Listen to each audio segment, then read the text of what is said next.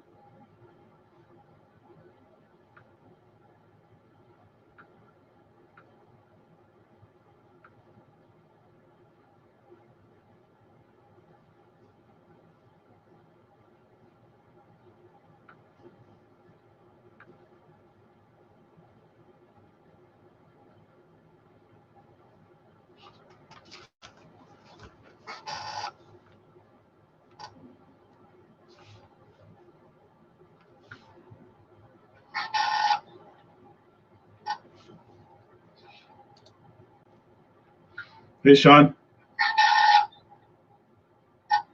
Can you hear me?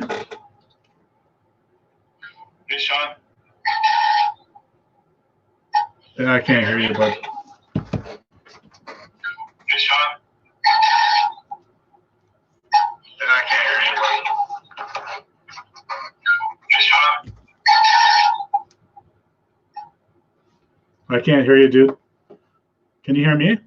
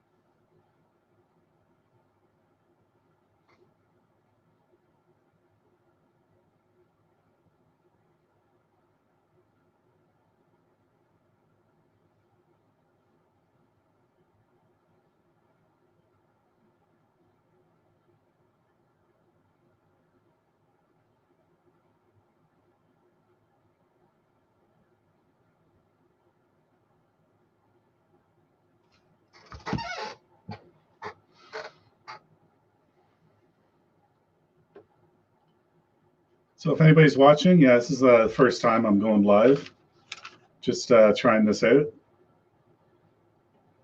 I have a friend that's going to come join me here on the panel very shortly. We just had some audio issues. So if anybody's in here, say hey. And yeah, we can go from there.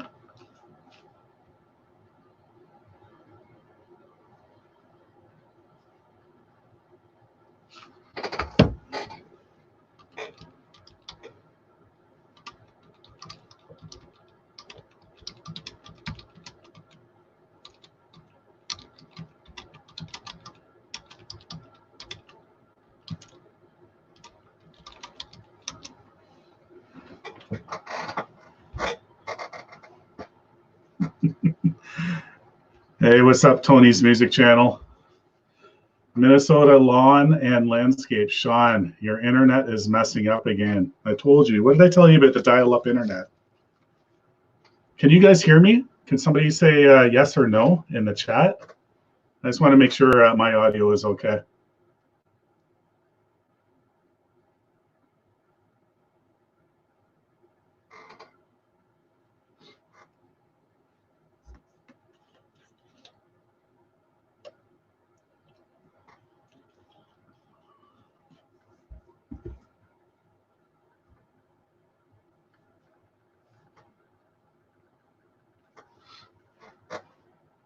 Anyone?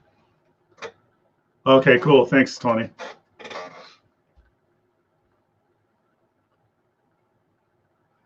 Yeah, it's kind of weird. You see all these people doing live streams, and you join in and chat and stuff, and then when you do yours for the first time, it's kind of weird.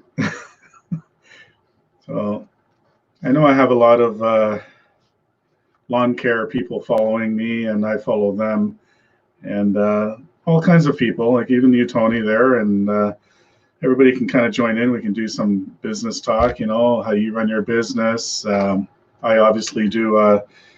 I have a lawn care business. I do snow removal too. Yeah, we just thought we'd have a discussion here. I was gonna have an open panel here for anyone to join in. If you wanted to join the panel and we can have a chat. Just waiting for Sean from Minnesota Lawn and Landscape. He's going to be joining us very shortly. He's a really good guy. He has an excellent channel. Check him out. We have lots of information in between both of us with how we run our businesses and all that. Not sure how to pronounce that one. Anakata, the one. I hope I said that right. You know what? I have to apologize. I'm terrible, like absolutely terrible at pronouncing things, names, and some of these names you see on YouTube. They're interesting. First thumbs up here. Oh, thank you. Much love, respect, Bush Green. Much love and respect. All the lovely people here.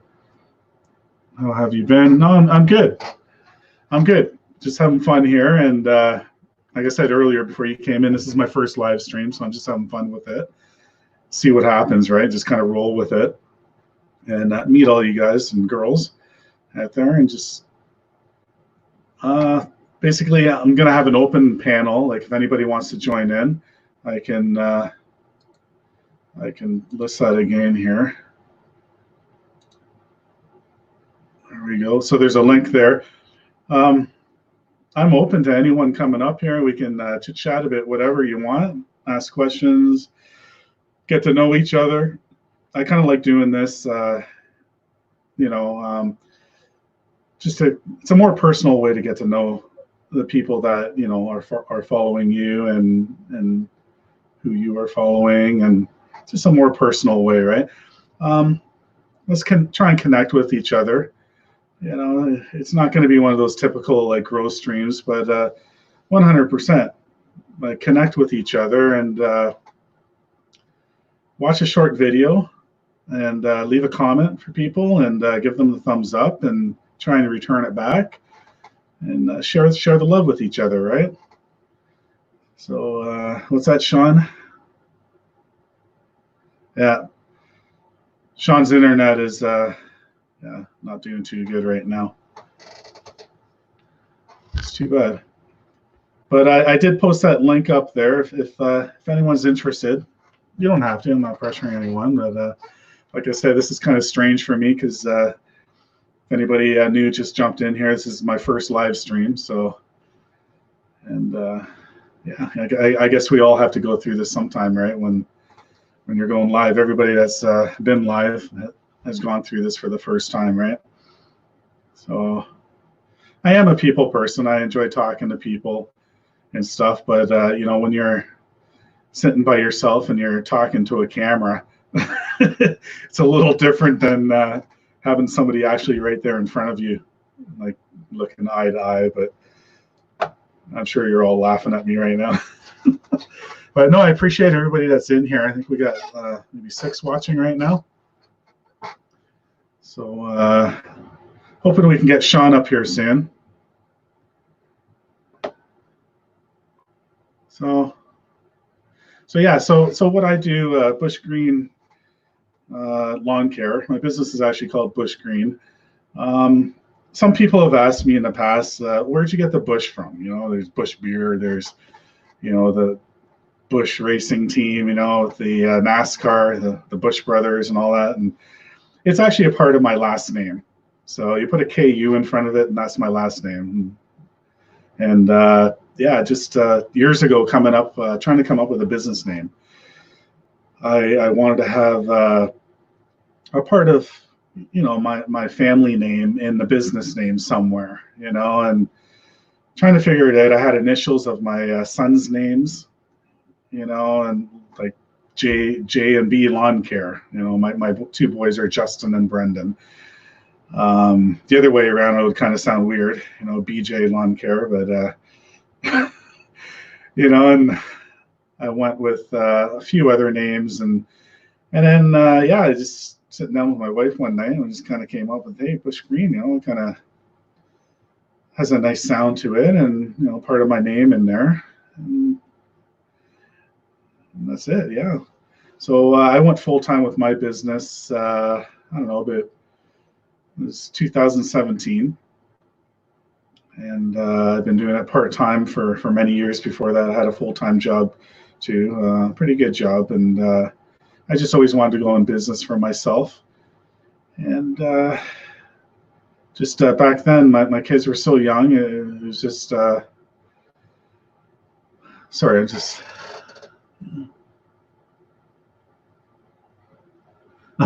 Thanks, Sean. Yeah, I'm in denial. If anybody's still watching me, I gotta wear reading glasses, and I can't stand. I don't know. I can read the chat, but I gotta go a little closer just to see it. And yeah. Thanks, Sean. I'm trying. I know it's weird. I remember seeing Sean from Minnesota Lawn and Landscape, his first live stream, and it's hard. And I seen him kind of, you know what? Let's just be ourselves and let's just do this. Hi, Tanya's music channel, or Tony, or Tanya's. Is that Tanya's or Tony's? Tony's. Oh, thanks. Good business name. I apologize. I'm gonna admit I'm nervous as hell right now. Feels like I'm at a job interview or something. But yeah, so going back with the business there, and yeah, I wanted to go full time a long time ago, like well before I did. But my kids were so young. It's a risk. It's always a risk. You quit your secure full-time job, and you take on something that might not work out, right? And you can plan for things financially, everything, and all that. But it's always in the back of your mind when you have a young family and you need to provide. You got to put food on the table, clothes on your kids' backs, and that's why I waited. I did my business part-time for many years. I built up a really good customer base and a reputation, and it seemed to work for me. And the time was right when I decided to move forward. I quit my full-time job and I went full-time with my business in 2017, and I'm just not looking back. I'm just looking forward, and I'm enjoying it, and I'm so happy I did what I did. Working for myself. I get to do what I love. Help people. I make their lawns look beautiful. I plow their snow. Work on some gardens and stuff, and just seeing people happy. The end result. That makes my day. It makes me feel good at the end of the day when I get home, and I feel like I accomplished something, and that's very important to me. That I need to feel that I accomplished something, rather than the full-time job I did have. I got home and I was miserable as hell, and that's just not my personality. It was just the people I worked with and my job that made me like that. And unfortunately, that happens to a lot of people, and it's hard. And it's unfortunate, but yeah, just for those of you that are watching, and just a little bit about me. Yeah, just yeah, it's winter time right now for me too. I am in Canada, so I don't know if I know a few of you might already know that, but I'm in Ontario, Canada. So not too far to from the Buffalo border to the United States. So yeah, we do have snow here. It's been mild today. It's going to be mild for the next few days and a little bit of rain. Snow is melting off. So I have been busy plowing snow. Right now I got a bit of a break for a week. Going to be a week or so until the temperatures might go up or colder again into the minuses. So I promise I'll try not to say A too many times, because I know Sean will bug me about it. Minnesota, if you ever get in here. I guess Canadians say A all the time. A? Oh, well.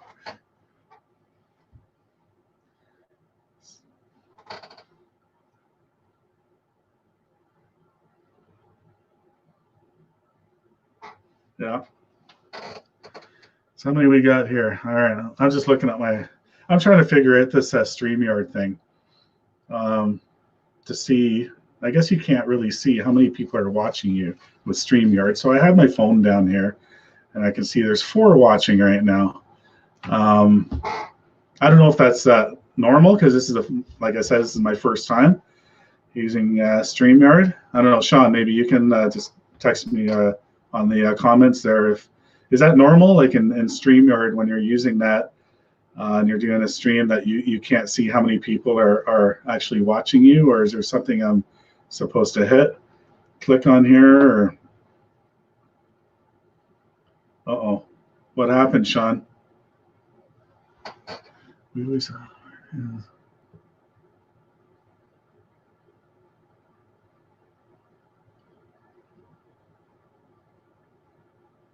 Oh yeah, I'm hoping I say this right. Ananaka the one? Ananaka? Am I saying that correct? Please forgive me if I'm saying that wrong, or if I'm close. Say yes or no. But yeah. So you're in Tennessee.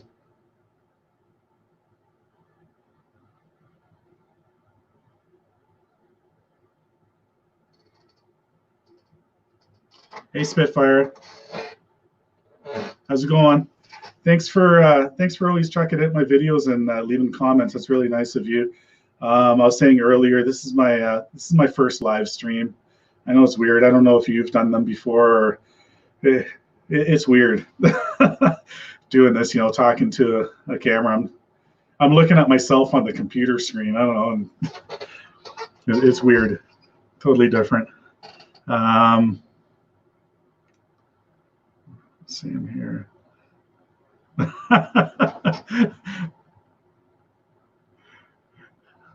So am I saying it right? Anayunaka or Anaka? Thanks, Spitfire. I really appreciate that. The support. I'm trying. You know what? Like I said before, I don't know.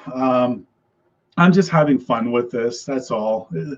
Right from the beginning, like I watched so many people on YouTube over the years, and even like before I went full time with my business, there's a lot of channels I follow, not just lawn care. There's a lot of different channels I follow, and I don't know. I just thought, why not maybe for because of the business side, like start a channel.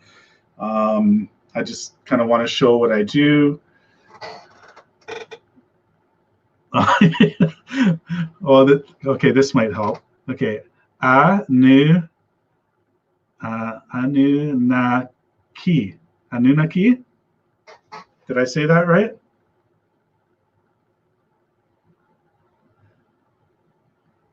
Anunnaki. All right, right on. Okay, I totally forgot what I was just talking about. Who do we have here? Oh, Anunnaki wants to come up here. Let's see what happens here. Hello? Are you still laughing at me? I love it. I love it. Much love and respect, Bush Green. Much love and respect, everybody in the chat. I should make a video, man. I should make a video. People trying to spell it's actually a sentence. It's not my name. Oh, Yeah, okay. yeah. I'm from Iraq, so I live in America. I've Oh, been okay. I arrived here in 1993, port of entry, New York. Uh, I was collateral damage in the Gulf War, so Okay. yeah, we rebelled against that butcher of Baghdad, Saddam Hussein. Oh, wow. No, Yes, it's I was in awesome the that I got Iraqi you here. army when we invaded Kuwait. So Oh, wow. yeah, yeah, it was brutal. Anyway, No, thanks for it's joining. thank you, thank you. I'm honored to meet you, man. Yeah, But man. it's funny every time people try. You should see their faces. They Oh, try to spell it, and then there's this itch and twitch in their face, like trying to.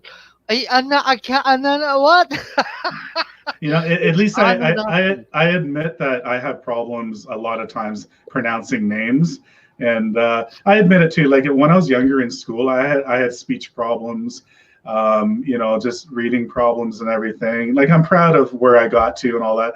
So I'm trying my hardest, like even if anybody else is in a chat of pronouncing names. Yeah, it's actually a sentence, and it goes way back in Sumerian. My they're relatives to my ancestors. They were isolated society in what is today Iraq. They perished anyway. They gone. However, yeah, they all perished, all of them. Well, few of them made the Arab Hebrews. Uh, what's left of them, their descendants are Arabs and Hebrews and what's today is some of the Persians.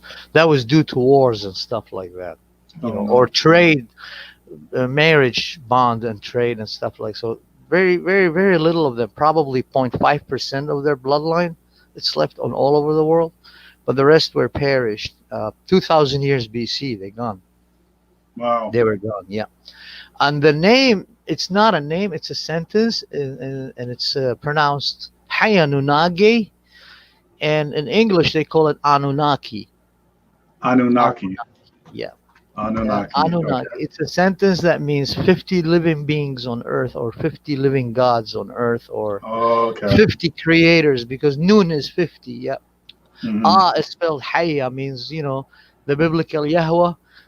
It's the original Sumerian. Hayya means a living being, he who lives forever, or something like that. Okay. Okay. Creator, yeah. 50 creators of earth. Hmm. So yeah, that's the sense. I followed them, but I'm here to give you much love and respect and like from your Thank first you. live stream. And I was saying we have so much trees here in Tennessee, and shrubs and grass. So many lawnmower businesses here. They still struggling to keep the demands of the state. Hmm. And even tree trimmings, because we get power lines and stuff like. They got big companies. They come and do power lines over the highways, over the cities, the little towns. But still, they still in demand. Always in demand here. Oh yeah. Yeah, and the town I live in, there's so many trees. They need carbon monoxide, believe it or not. So they lifted. They don't have emission tests here. Oh, okay. Yeah, you don't have to have that. What do you call it? That stricter in your in exhaust system. What do Hmm. you call catalytic converter? They don't, Catalytic converter. Yes. you don't need that here in the town I live in, because there's so many trees. They need that carbon monoxide so they can thrive. Yeah. So it's only Nashville and the other areas, all these rural areas in Tennessee. They don't have that. It's Okay. amazing when I read about it in other cities and stuff like that.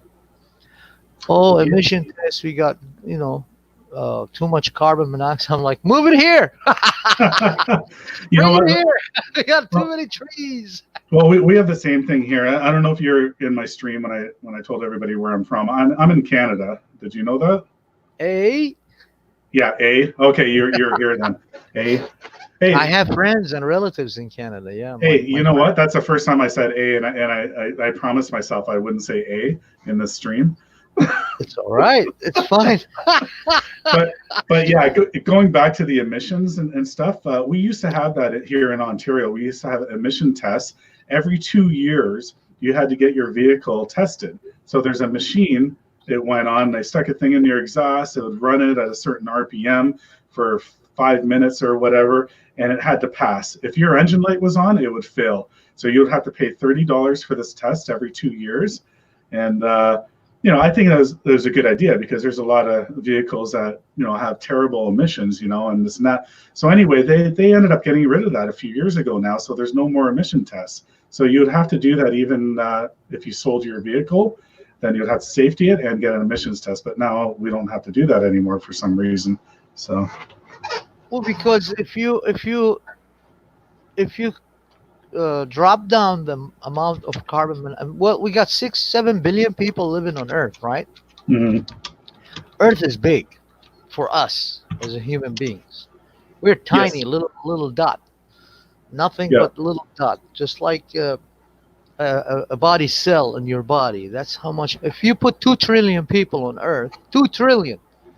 I'm not talking billions. I'm talking trillions. Yeah. 2 trillions on Earth. You still have over 40% of land mass that you can feed all these 2 trillions 3 times a day. Yeah. That's how much land there is out there. Oh, yeah, it's politics when they come to that shit. And I knew Yeah. that day one, and it's all scam. It's all about getting your money, as much as money as they can from the population or citizens. And trees love carbon monoxide. Exactly. Yeah. That's why Earth, when carbon monoxide drops down, the level of the carbon monoxide on Earth, Earth itself will spit volcanic ashes with sulfur and carbon. Because trees needs it. It's a relationship between life as a phenomena, which we cannot understand where it comes from, but it's there, and Earth itself. They need each other, and they sustain each other for it's miraculously, as we can say in the best Mhm. description. So every time that drops, and the biggest one was 1980 with the what was it named? The mountain that blew up in West America. I'm sorry. Sorry. What was that? There was a mountain blew up in 1980. Yeah. Mount Helen. Yeah. Mount Helen. Okay. St. Helen. It blew up. It was so big. I mean, the ash clouds went all over, all the way to Chicago and everywhere. Why was that? Well, because the trees needed it. Life gotta keep going on. It exists the way it does, Yeah. Yeah. and people don't understand that, and especially the ones sadly in control, and they do that. Exactly. But, yeah. Yeah. No, I just wanted to mention there's a few more people watching now. Thanks everybody for being here. We got 8 watching right now. Just wanted to say hey to MRP. Yeah, awesome. Smack that like button, please. Yeah, Please. Jim is here. Jim's Lawn and Tree Service. Thanks, Jim. It's a big honor to have you in here. I have an open stream here, just open to talk about, anything really. We just started talking about cars there and emissions, but I know it's a lawn care and snow removal thing. Lawn but care, yes. Lawn care. I had a neighbor land right next to my house. Now they built it. His brother-in-law, he's originally South American, Mexican, I believe. He had a lawnmower. It broke down on him, and everybody was telling him you got to replace it. And then he came to me and he said, "Anakin, I seen you fix your car. Can you fix my? Because I have a truck. It had a problem in it, and mine was in the transmission. It's a 1999 last generation, made in Japan, Nissan Frontier, the KA24, with the KA24 2.4 engine, cast iron engine. That was it. After that, they merged with that polished turd, excuse me for my language, Renault of France. And now they're all bad cars. Yeah. So he comes to me and he had a Kohler engine, but the sticker on it was gone, specification. So I tried to rebuild it, and I'm like, I can't rebuild this. I mean, you're better off just replace that and move on. So he goes in and replaces it, and it blows the next one. Brand new engine just blew up. Oh no. Yeah. And he said, I don't understand, but I saved the old one. I said, bring it in. So he brings it in, and I opened it. There was nothing wrong with it except he forgot to always maintain it and reset those valve lifters. You know, the spring valve lifter. Yeah. It has adjustable valve. You know, you have to keep a slack in it a little bit according to its CS. So I had to dig. I had to go to Kohler manufacturer itself. They asked me to give them the dimensions of the piston, the dimensions of everything that I could take, and then they finally found the serial class of it and the series of it, and they sent me the whole kit for it. And we bought the whole kit for $200, everything, including the bearings, everything, and the sealers, everything. So I rebuilt it, and then I told him, before you put this on your lawnmower, I think what blew up your motor was bad, whatchamacallit, pulleys. Mhm. Have you checked their bearings on the pulleys? And then I discovered the main one that carries the main belt to it, and then he had a three impellers, you know, propellers that cut the grass. Yep. It was a big one, and that one was shattered. It had a shattered testicle. Excuse me for my language. It was gone. Be free here. Yeah, Yeah. yeah. He didn't replace it. He put that engine in it, and then he came back complaining about it. I said, dude, you gotta replace the bearings. You gotta replace everything. Things don't run for themselves. So you gotta maintain it in order for it to serve you. So. Oh yeah, 100. That was my experience in lawnmowers and stuff like that. I don't build cars. I'm an artist. I do paintings, decor. Okay. Yeah, I do. I have clients, and then I work for a company, but it's far away from here. Now I'm planning to move here, right next to where's my town at, so I can open my studio. And I have a project for the American veterans. For I want to donate some of my masterpieces for them. I need to work on it so I can auction them, and then the money is going to go for suicide prevention for the United States veterans, the That American sounds great. soldiers. Yeah. Great idea. Yeah, because I've been a soldier, and we soldiers, doesn't matter where you're from. This is an old school code. Respect everybody, you know, especially the one who falls. We call them the heroes. Even if Well, it's your enemy, you got to pay them respect. 100%. Yeah. There Yeah. is no enemies. The only enemy is our politicians, my friend. I'm telling you. We're Yeah. all the same. We're all family. We're all, to me, that's how I see it. We're all same human beings. We all need to respect each other and coexist with each other. But hey, you know, politics, let's leave that aside, man. Yeah, you know what? Politics sometimes get in the way of that. I don't want to talk about politics. It's the last thing I want to talk about. But yeah. But anyway, MRP here is asking about what kind of mowers you're going to be running in 2020. Are you still here, MRP? Yeah, I think he just left that a minute ago. Yeah, what I'm using, yeah, if you don't mind, I'm just going to start talking about some lawnmowers a little bit here. Yeah, I'm going to be, I have a John Deere 36-inch stand-on mower. MRP. Yeah, of course. Right on, brother. Yeah, so I got two John Deeres. I know a lot of people aren't fans of John Deere. I don't know. I think they're a little more popular in Canada here. But a lot of people that I follow in the States there, they don't like John Deere. But anyway, I got a 36-inch stand-on, which I invested in last spring. So it's only a year old. I love that thing. You can pretty much cut every yard with that. It fits through gates easily into backyards for mulching up leaves, long grass, everything. I got another John Deere. It's 3 years old. I have a Z930M. It's a 60-inch zero turn, and I have a bagger system for it too. That machine is meant for the big country properties. Yeah. Also, I run Toro 30-inch Time Master. I have two of them. So I use those for the yards that I can't fit that 36-inch in. Some people have a gate that is maybe just 30-inch or so. So I have to use that in those little backyards, ditches. Of course, I got to use the walk behind. Anybody would be crazy to, depending on how steep it is, to use a stand on or a zero turn in a ditch. Last thing you want to do is get stuck, and there goes your day, right? Yeah, and then trimmers and blowers, I use Echo. I've started using Echo, and I like Echo. I'm sure Steel is fine too, but I'm just comfortable with Echo.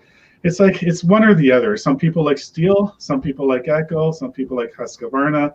It's whatever you feel comfortable with and whatever works for you. Use that then, right? Don't let people tell you, oh, you have to use this because it's that name. But yeah, I got two Echo P770s backpack blowers, so I'm thinking about maybe getting an 8010, trying it out. I hear a lot of good things about that. So I got two of those. I got two what are they, SM225 trimmers, line trimmers.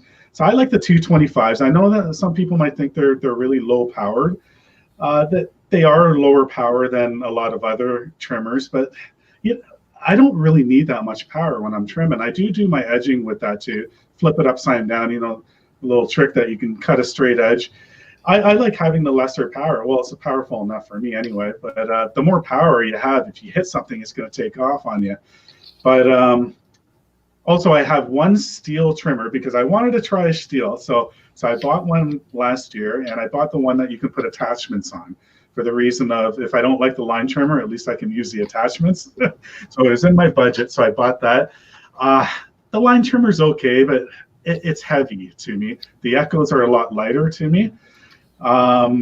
So I don't really use that Steel trimmer as a line trimmer. I use it as an edger. I have the edger attachment for yards that I just pick up, and they're a mess with overgrown edges over sidewalks or walkways and stuff. So I use that attachment to do a nice fresh cut, and then afterwards, and then every week that when I'm there, I use just a normal line trimmer to cut that edge.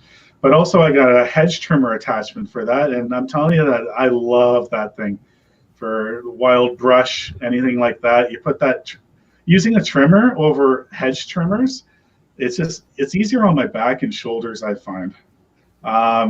Just holding it, and you have the reach with it. So I use that Steel trimmer with the hedge attachment on it. What's the other attachment I have for that? I can't think right now. Yeah, and then I have a Echo hedge trimmer too. I believe it's a 18-inch hedge trimmer, and I got a Echo chainsaw 18-inch, 16 or 18-inch chainsaw. Anyway, I'm going to be because we still have snow. Actually, the snow is melting off today because we got mild temperatures. It's kind of raining. I'm going to be doing a 2020 lawn setup of like my equipment, trailers, and everything. What I'm going to have, how everybody does that, and I just can't do it right now because I have a storage facility. I keep a couple trailers up, my enclosed trailers there too with the bigger machines in it. I just can't. I don't have enough room at my house. But once the weather's nicer, I plan on bringing everything back to my house, and I want to put it all in my yard, and I'm going to do a cool video of my setup. So just yeah, stay tuned for that. I probably missed something little. Oh, actually, I do have my original equipment that I started off with lawn care. So I started off probably about 2008, and I was using a car and a trailer. If you guys go to my website, it's a true story, my bio that's on there. I had a Toyota Matrix and a 4x6 open trailer, and I was known in my town that I live in, the guy with the car and the trailer cutting grass. Everyone was laughing at me, and I built it up to this point that, I could go full time and all that, whatever. But yeah, I started off with just driving a car with, so I have my original setup still. I call it the old girl, my walk behind push 21-inch Toro lawnmower. I have a Toro trimmer too. I still have it. I sometimes hang it up in my trailer just so I can see it, and it reminds me of back in the day. It still works too, but it's heavy. It's a heavy bugger. I learned to get lighter equipment that works better for my body, right? I'm not as young as people think I am. So yeah, so I plan on doing my 2020 setup, and then I think I'm going to do a little clip too of my original setup, just to show new people out there uh, what you can get away with. You don't need to have all this big equipment, you know. And I know a lot of people help the new people and say the same thing. You don't need to get all the loans. You don't need to buy a $20,000 machine. Uh, Sorry about that. My phone's just ringing here. I'm going to hang up. Um, you can get away with a push mower and a trimmer and a broom. That's all you really need. Use your car, put the stuff in your trunk. So that's why I want to show my original, what I started off with when I started doing lawn care part-time, is to show people that, yeah, I started there. I kind of wish I did start a YouTube channel back then, just so new people can see, yeah, this is where you started. And, you see that with a lot of people's channels that have been on for many, many years. You see what they start with, and you see where they build it up to and how they did it. And it's fun to share all these stories with people, and then see them grow too, right? So yeah, I know I'm kind of babbling, talking a lot there, and I'm hoping that nobody left because I'm talking so much here. But you know what, when you're passionate about something, you like to share, and you like to talk about it, and you like to help people, and that's how I am. I like to help people if I can, and I help people when I see other companies, smaller companies or whatever. When I'm working, I'll stop and I'll say hi, and I always talk to people. Some people don't want to talk to you. It's like, okay, whatever. Then you just drive on. But I like to talk to other companies. I don't look at them as competition. I look at it as networking. And I got a lot of work through other companies, and I gave other companies a lot of work, things that I don't do, and then things that they don't do, I will do, like either bigger lawns, like smaller companies not doing the really big ones. I can handle that. I'll give off smaller ones to the smaller guy that only wants to do the small ones. So it's all about, sharing the love, I guess you can call it, and networking, and that's how you get to know people in the business, and you grow together, right? There's so much work out there. I'm not worried about my phone not ringing. Everyone's phone's going to ring. There's so much work out there, like in my area anyway, and I'm sure all around. But yeah, so anyway, yeah, I'm just talking away here. So I'm just looking at the chat here, just seeing some new people coming in there. Stephanie, yeah, I finally did it. Stephanie, Caffeine Queen, go check her channel out. Earlier, I don't know if everybody that's here right now heard me say this, but I follow a lot of different channels. It's not just lawn care. Yeah, I do lawn care, but I follow a lot of other people and support a lot of other people. And Caffeine Queen, and if you guys aren't on her and following her, just follow. She's awesome. She's 100% real. She's a real person, and this is just the way it is. And that's what I like to watch too on people's channels, just people being real and just being themselves. And that's all I'm doing too. So anyway, she's been bugging me for the last few weeks. She's like, when are you going to go live? You got to do it. I just found out she just lives actually maybe an hour, not even away from me. So she's in Canada too. So I just wanted to give a big shout out to you. And yeah, Jim is still here too. Thanks, Jim. Jim's Lawn and Tree Service. It's awesome having you here. I'm just going to read a few of these things here. I'm not sure if I can.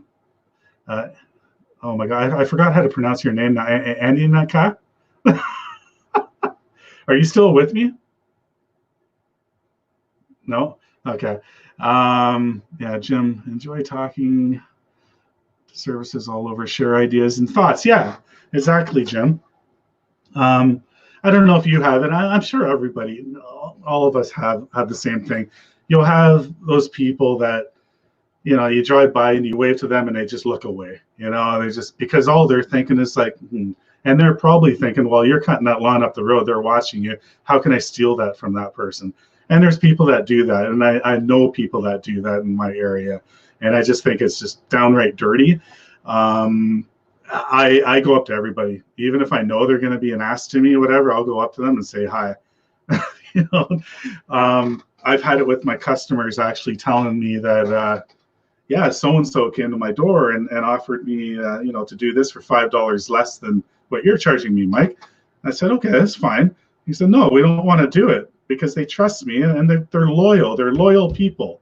And if you do a really good job and you're honest with yourself and you're honest with people, people will read off you, and they know, they can feel, like if you're being dishonest or not, or if you're being real.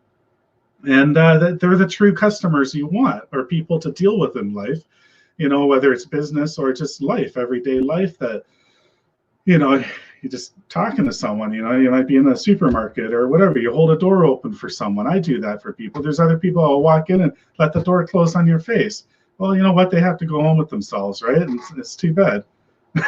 But it's all about respect, and yeah, Jim, just talking about all that with what you just said there. And oh, are you back?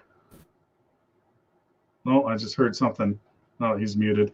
Yeah. So anyway, Yeah, I'm here. I've just got company here. I'm sorry. Oh, yeah. No problem. Yeah, if anybody wants to join in, I have an open chat here. I'm gonna post a link again here. Yeah, it's not just a lawn care chat. You know what? I should just change that. We can talk about anything. We've already talked about cars and emissions and earlier. We can talk lawns too. Like we have lawns. we have a good mix of channels in here right now. The ones that I do recognize, Ashton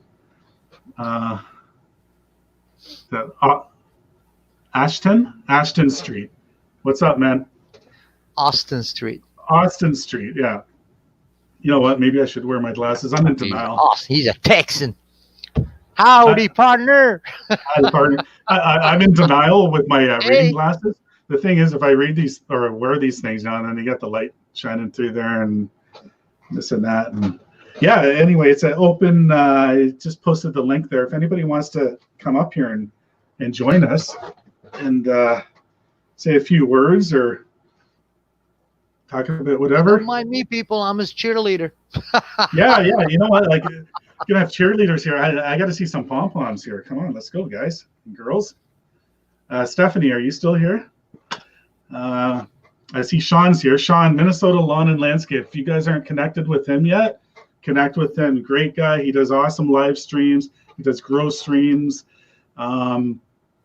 Amazing guy. I got to know him. I just met him when I started my YouTube channel. He started pretty much the same month, I believe. It was either November or December last year. I started in December. And yeah, we hit it off. A great guy. And one day I'm going to meet him probably. He's in Minnesota. We operate the exact same way. We talk on the phone, hook up with this guy. Trust me, you won't be disappointed. Minnesota Lawn and Landscape. Austin Street. I got 35 spring cleanups, also from Iowa. Right on.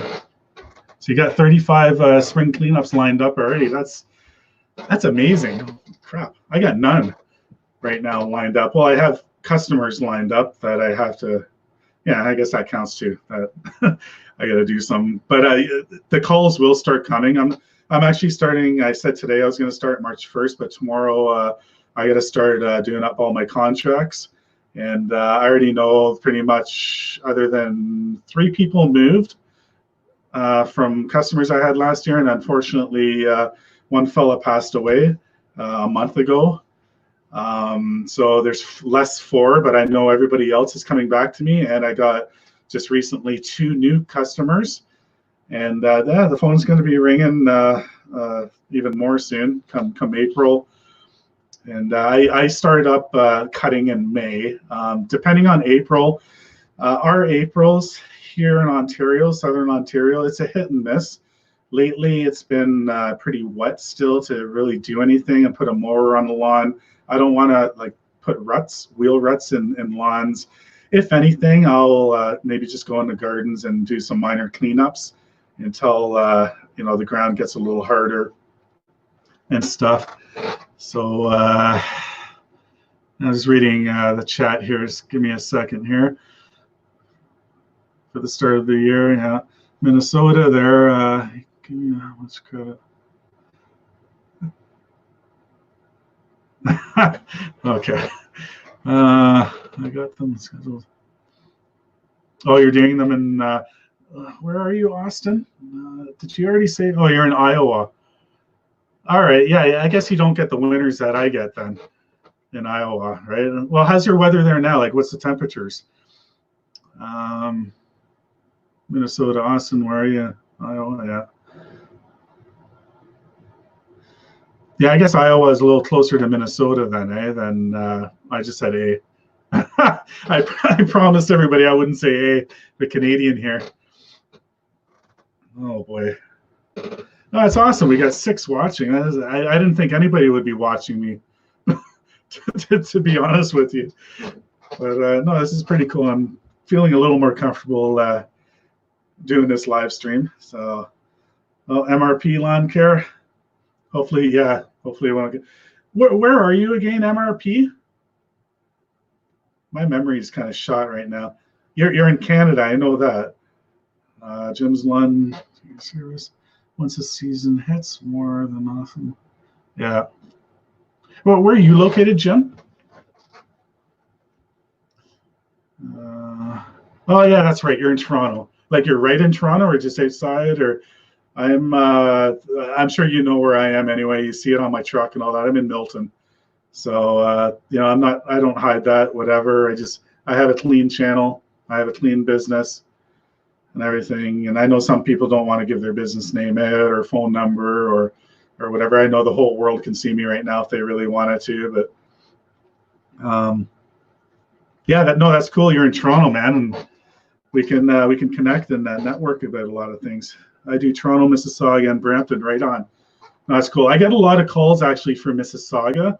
I don't go to Mississauga. I could. I'm actually literally maybe 10 minutes away, 15, 12 minutes away to the border. I could probably do West Mississauga if I wanted to, but you know what? Honestly, I'm good in Milton. Like MRP there, you probably know that the growth in Milton, Ontario over like the last 10, 15 years is crazy. It's but the town that I live in, everyone, it's the fastest growing town or municipality in Canada. So yeah, it is. We actually have the longest running mayor in Canada too, right now. So it's crazy. It's crazy stuff. And the town I live in, it's grown since I was a teenager. I grew up here. Been here all my life. When I was a teenager, there's maybe a population of 15,000. Right now, my town, the signs say 110,000, but there's actually closer to 200,000. I know people that work for the town. They haven't changed the signs yet. And it's just crazy growth. There's a lot of business here. I chose to just stay in Milton. Yeah, see MRP. Yeah, you know what's going on. Yeah, I chose to stay. I just want to stay here. And also, I don't like stepping on people's shoes. You know, just like I said earlier, I like to network with people. I talk to everybody I run into in my town here or wherever I am working. You know, whether they want to talk to me or not. A lot of them don't want to talk. A lot of them do. Whatever. I'll talk to anyone, you know, and give advice. Anyway, I don't want to babble on. Where was I going with this? Yeah, I could go down Mississauga if I really wanted to, and I'm sure I can get a lot more business out there, but I won't do that because I know there's a lot of people out there. That's their area. Everybody has areas, you know, what they do. And yeah, let me sing. Oklahoma Tree Climber, how you doing? Got Oklahoma in the house. Good evening. MRP, I want to get some more commercial properties this year. Put a 42-inch and a 52-inch Hustlers to work. So you got 42 and 52-inch Hustlers. Nice. I was actually looking into the Hustlers too before I got my 36-inch John Deere stand-on last spring. I was looking into the Hustler stand-on, Toro, Exmark and Toro are pretty much the same. Yeah, I just went with John Deere. John Deere dealer is like literally 5 minutes away from my house. So, and they've been good to me. Like I buy a lot of stuff there. Like that's why I got the 2 John Deere machines. But oh, the Hustlers. You really like the Hustlers, or are you talking about John Deere? probably Hustler because you have Hustler. No, that's awesome. I'm sure they are great machines. And like I said, when I was talking about trimmers, like I really like Echo. Some people really like Steel. Some people like Hustler. Some people like John. It's whatever you get used to, and what you feel comfortable with and what works for you.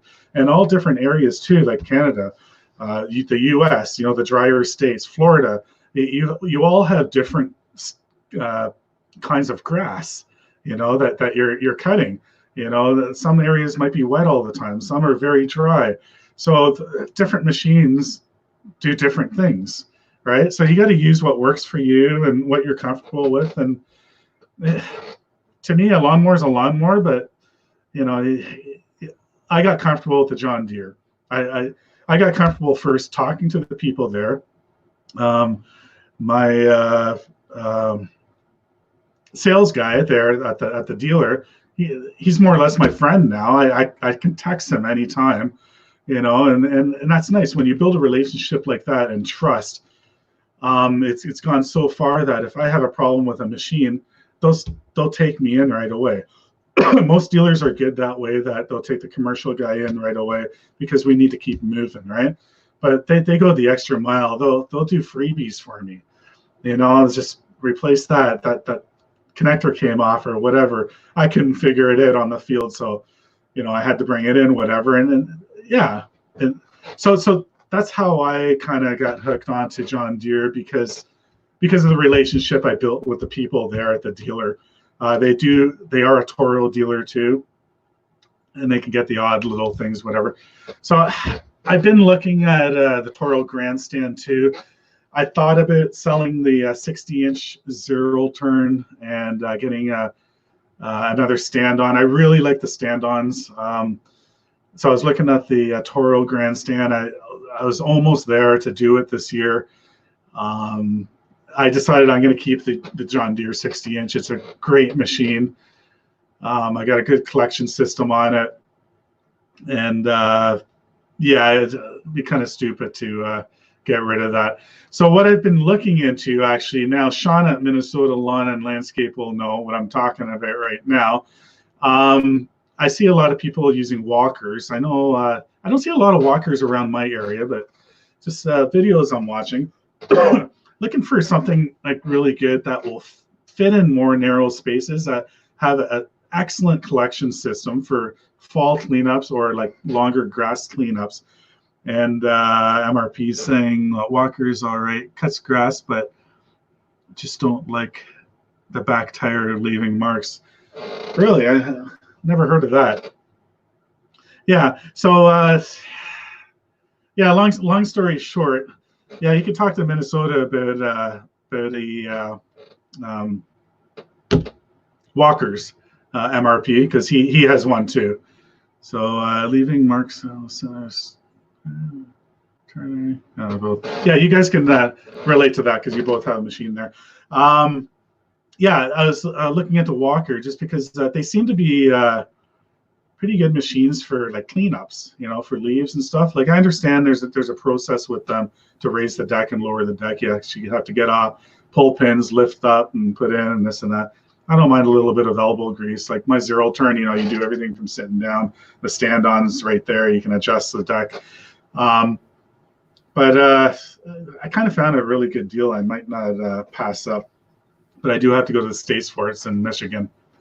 So I was looking into the duties and all that, and it might be worthwhile getting because for some reason, lawn equipment's so much cheaper to buy in the States. I don't know. So I was kind of looking at that right now, and we'll see. I got a little bit of a budget to maybe take a risk and buy a used mower. Like this will be a used mower if I buy this walker. Walkers are very expensive, brand new. They serve their purpose, I think, for certain like conditions and situations. What you're doing. Apparently, they stripe really well. Let me get caught up here with the chat here. Yeah, no problem. I'm gonna say his name wrong again, but it's a sentence. Aninaka, the one. No problem. But if you got to leave, that's fine. I'm gonna post a link here again. If anybody wants to join in, yeah, step right up, and yeah, you can join the chat here. Just get a drink of water here.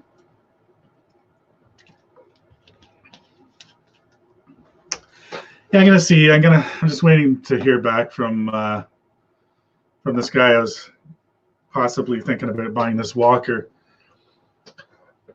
So, yeah, let's get caught up here. I gotta read some comments here. Controls. Yeah, you don't like the controls, MRP? Yeah, I kind of thought, like, at first when I was looking into them, yeah, it's kind of weird, and controls down there, and I don't know, like, do you have to bend forward to get the controls, or can you keep your back still straight on the machine doing it? I kind of like the idea of having my arm lower and possibly resting on my leg, rather than like the zero turn, having them up. Yeah, there are armrests. I don't know. But I'm really starting to like the stand-ons. Like, I know I only have a 36-inch, which that thing is gold. I'm telling you, that's a moneymaker for sure.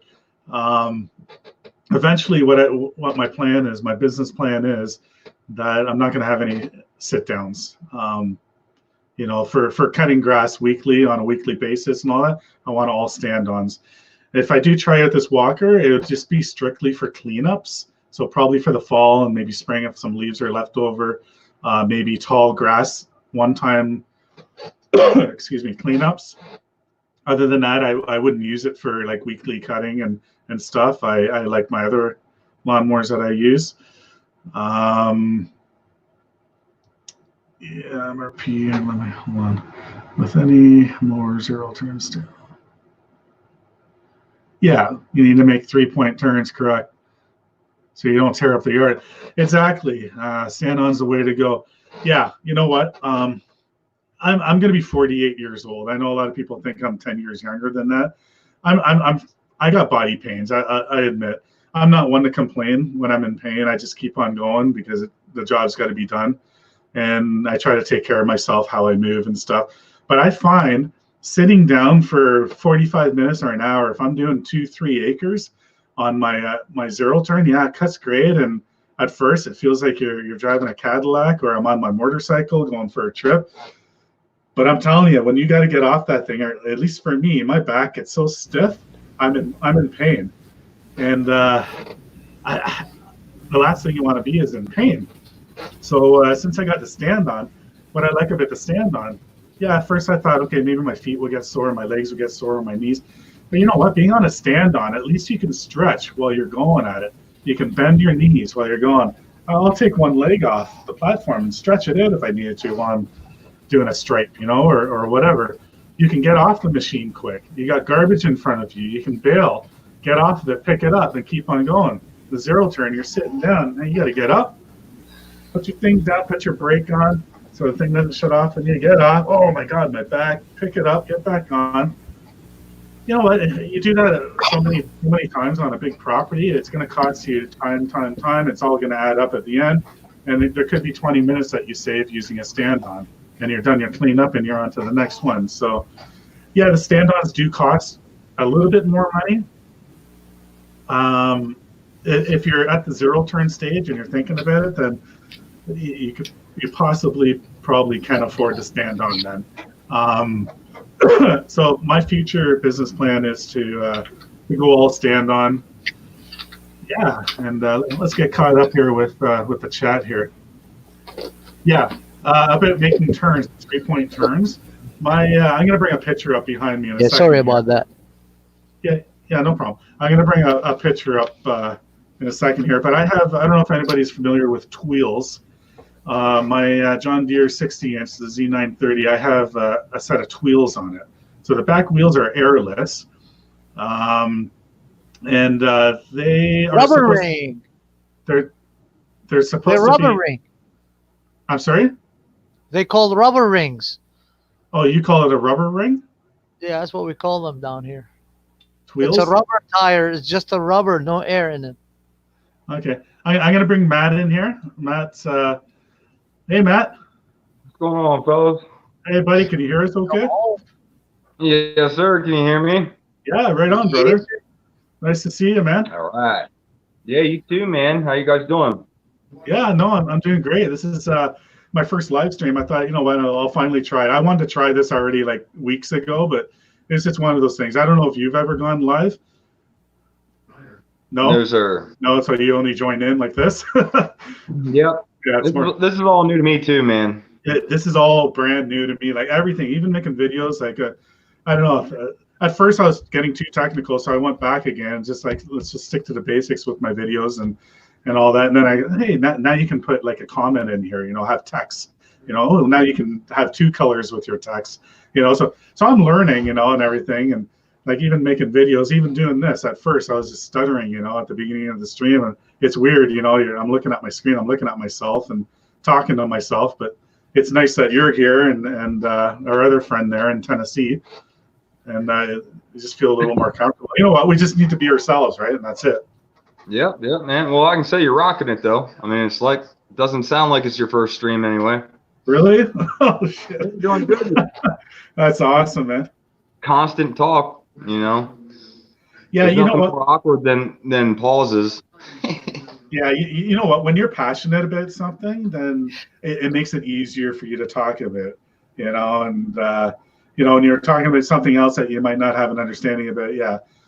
But yeah, this is a long talk, but you know what? I have, I don't know how many people are watching now. Okay, there's 5 watching. I didn't even think I'm learning. Yeah, I didn't even think one would be watching, to be honest. I'm your cheerleader. I got the eagle up here as a cheerleader. But yeah, let's leave it open to whatever, because I think we're all just lawn people in here now. But I follow so many different channels, and I'll leave it. If anybody is just listening and didn't join in with the chat, you can join in here and talk about whatever you want to talk about.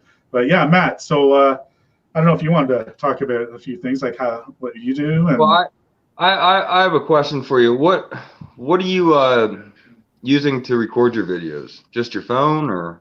Yes, actually, a lot of people ask me about that, and mostly my videos. Okay, any of the driving videos that you see when I have like the faster speed, the time lapse, whatever going, and I'm driving, I have a GoPro knockoff camera.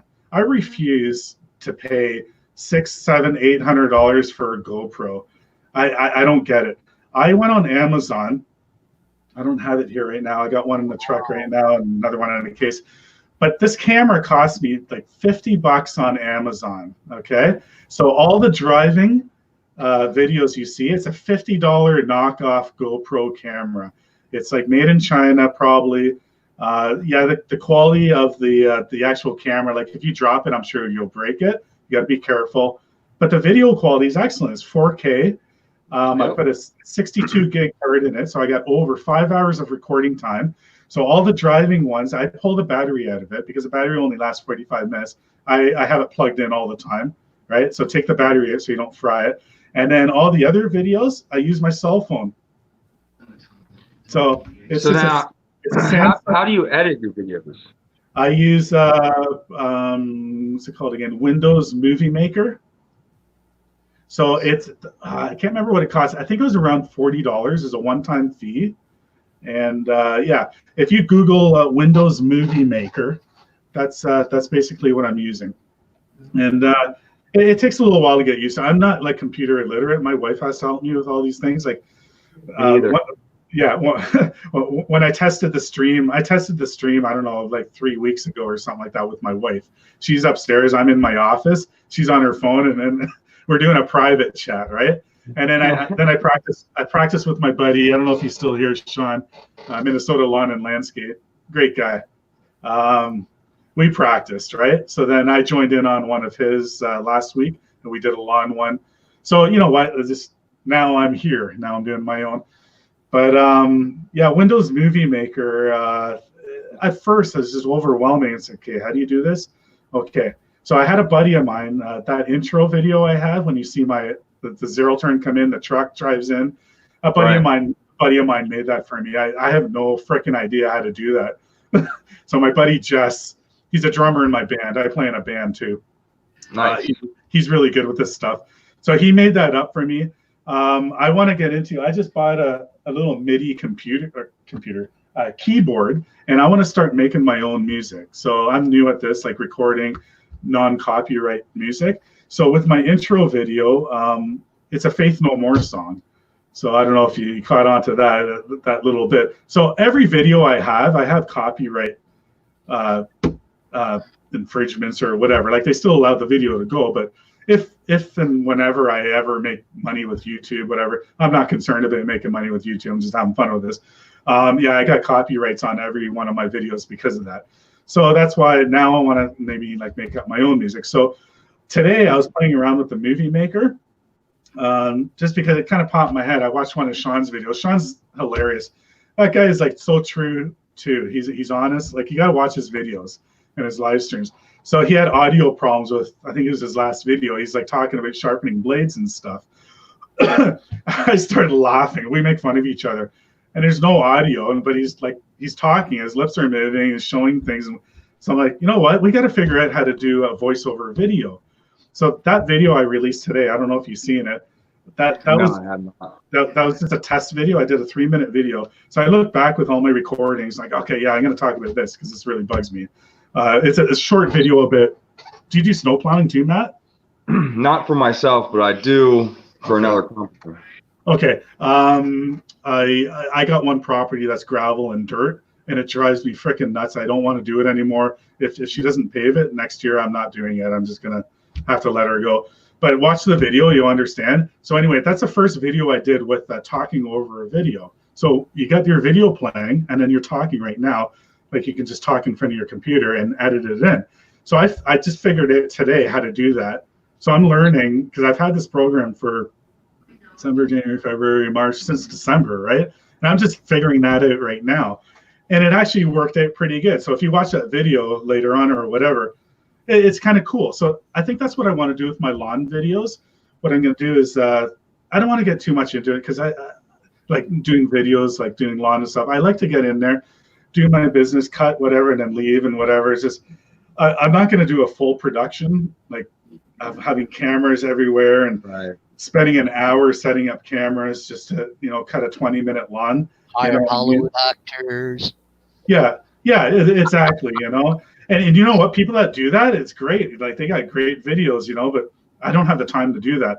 So what I want to do is I'm going to set up a camera here and then do that, whatever. And then later on, I'll look at my footage and then I want to do a voiceover. So with the voiceover, with this program I'm talking about, the Windows Movie Maker, your video will be playing. You could be watching your video, looking at your computer screen and just talk. So it's like, yeah, so right now, this is what I'm doing. And you just talk about your video. So that's basically what I did with that video I just released. I really like the program. Check it out. Yeah, check it out. Google it. It seems to work for me. Like all of my videos are done on that program. So, and I'm sure there's a lot more I can do with it, like a lot more editing if I really wanted to. Do I want to do a lot of like little editing things? I don't know, probably not. Because I want to keep it real. Just I want people to see the real thing. The only reason why I speed up some things is because, you're driving like for 15 minutes to the next, driveway or country lot that I'm going to plow. And I don't want to have 15 minutes of wasted time there. My video ends up being like an hour and a half long. 5 minutes in, someone's going to stop watching it and move on, right? Because you get bored. So that's what I learned to do is just when I'm driving, I'll speed it up. So, but I think it's kind of cool. It looks really cool when you have like the kind of speed it up driving like through the neighborhoods and you got music playing and then you stop and then okay, you're showing something, or so I know I'm babbling along here, but hopefully I'm giving you some good advice or helping you anyway. But that's what I want to do with my lawns. I'm going to do video things and I think I'm going to do voiceover dubs at the end and then like produce that video. So.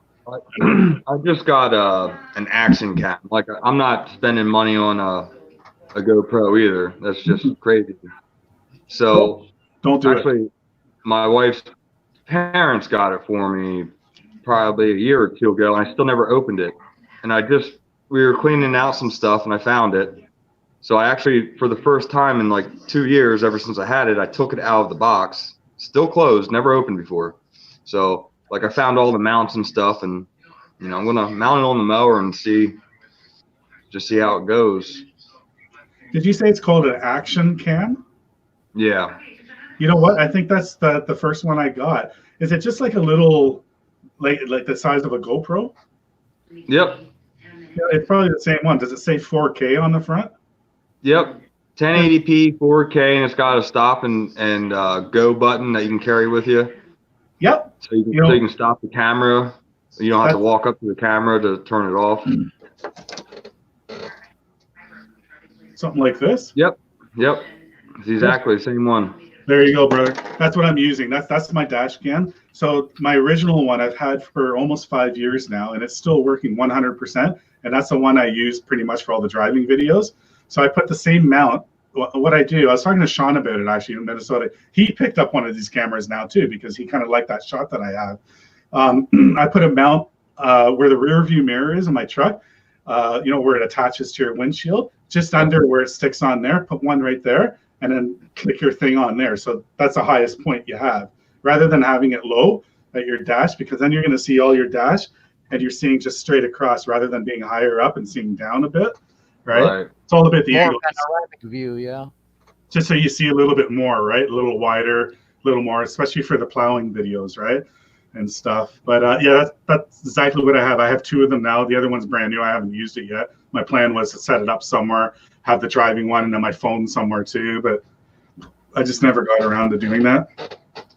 So, I pretty much just want to get in to show everybody what I do and how it looks when I get there, how it looks when I leave. I don't really need to get on and have paragraphs or lecture anybody on anything. I just I'd like to pull up to a property, show my actual, if I'm mowing, show like a minute or 2 of actual mow time, speed it up, and then at the end dial it back to where it's your regular mode, and then you can see the final product. But I probably will explain things and talk here and there, but I'm not going to be a big talker in this.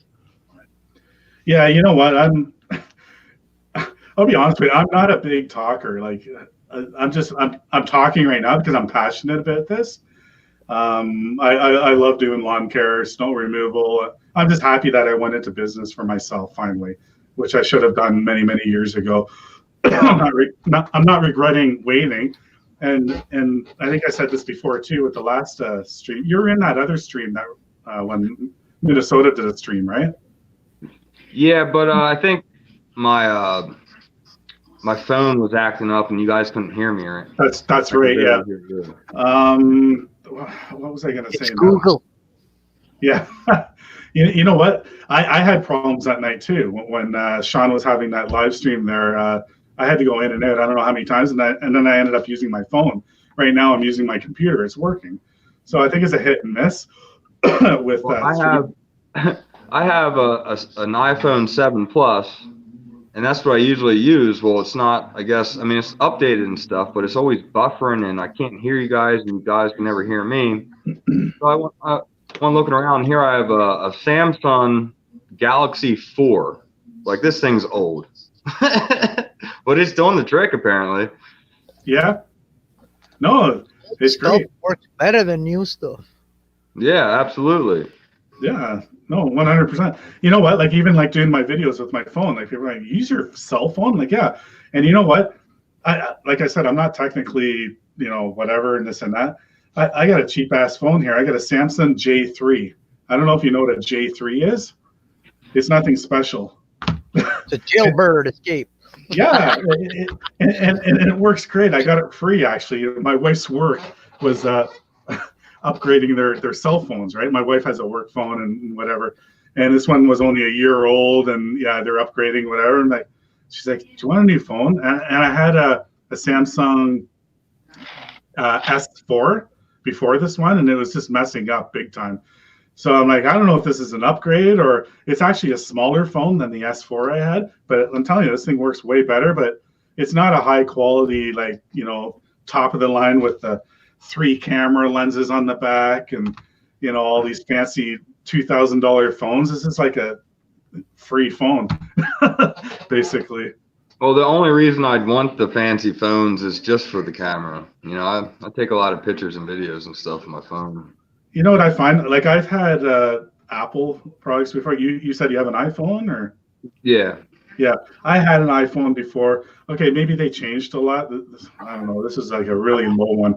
This is like maybe 10 years ago. No, maybe 6 or so years ago. And then I was scared to switch to Android, or is that what you call it? Android, yeah, like a Samsung. My wife's like, she has a Samsung. It's like, just try it. You'll like it.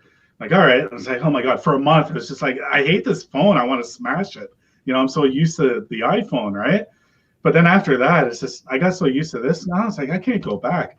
The thing is, like with the Androids, you have more free apps, right? And I think with, I don't know, unless it changed with Apple, you have to pay for more of the apps.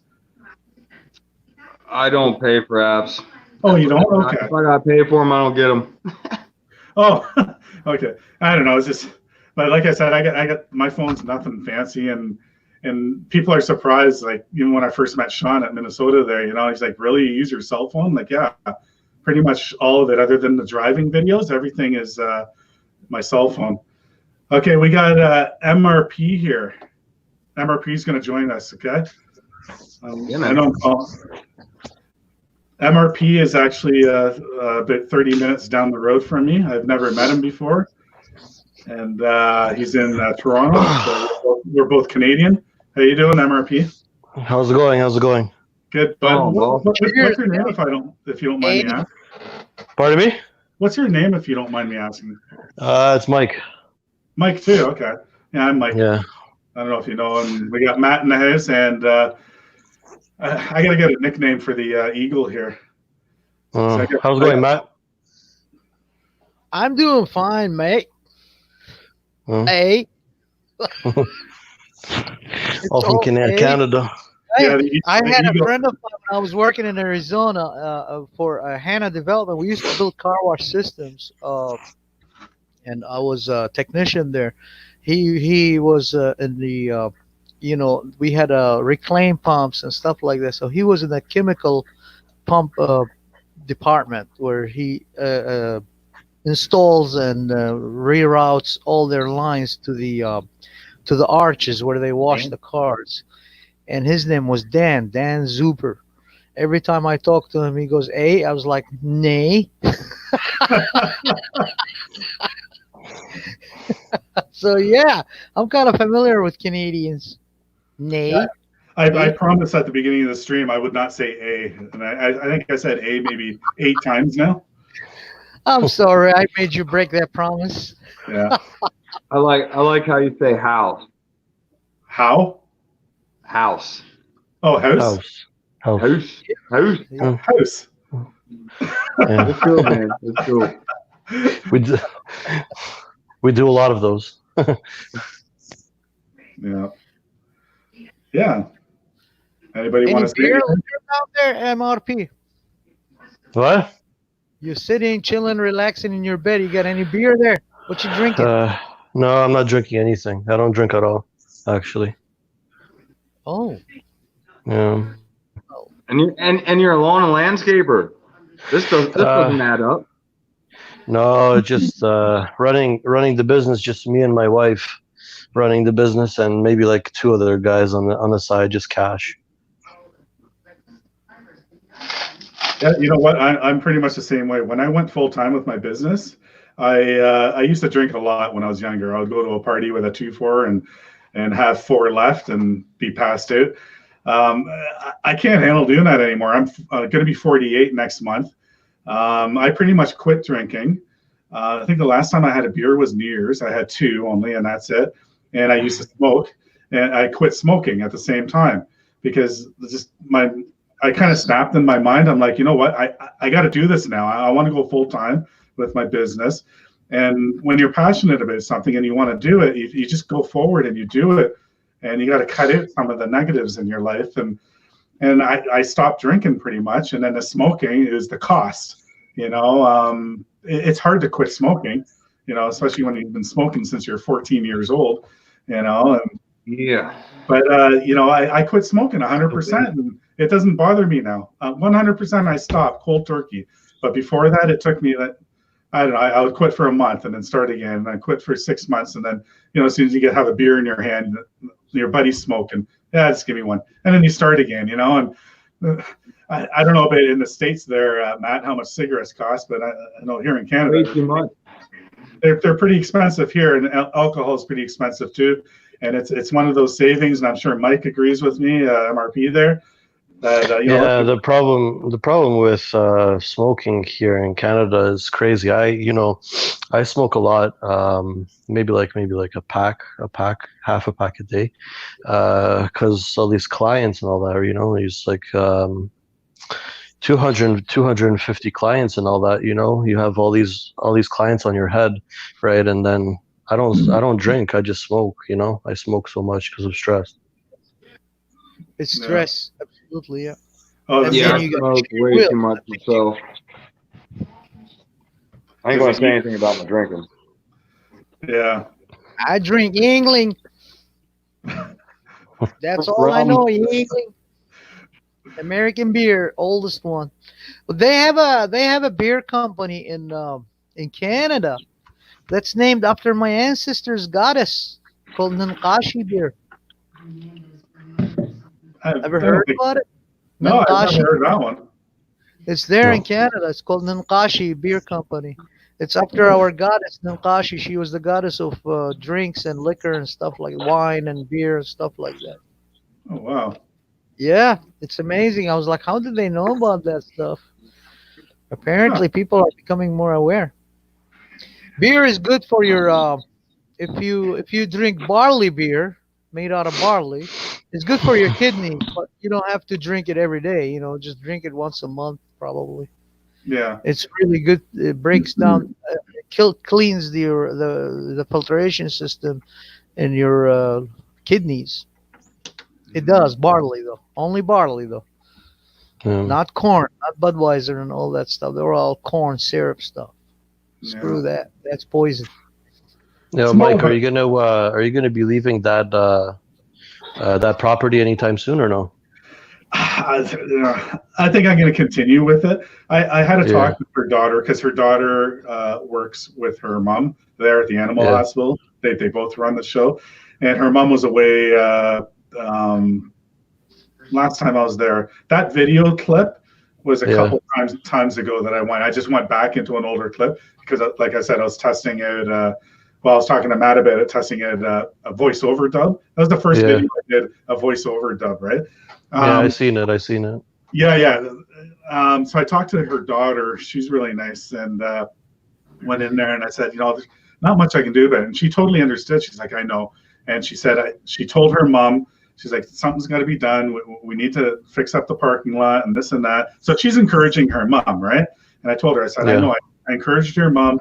And then she told me, she goes, honestly, Mike, in the summertime, they have flooding problems. Like, really? And I was like, well, the grade is so low and it's so choppy. There's a field and it comes down. And I said, it's messing everything up and it's washing things away. I said, you need to build up your grade, have it compacted properly, have a good base. Don't just put a little bit of gravel on top of all that dirt. You're going to lose it, and you're going to sink again. I could tell by the movie that at the film there has to be a shell out of rock that needs to be put on because you're scraping everything off with the snow, right? Yeah, like it doesn't matter what I do. Like I have dragging it.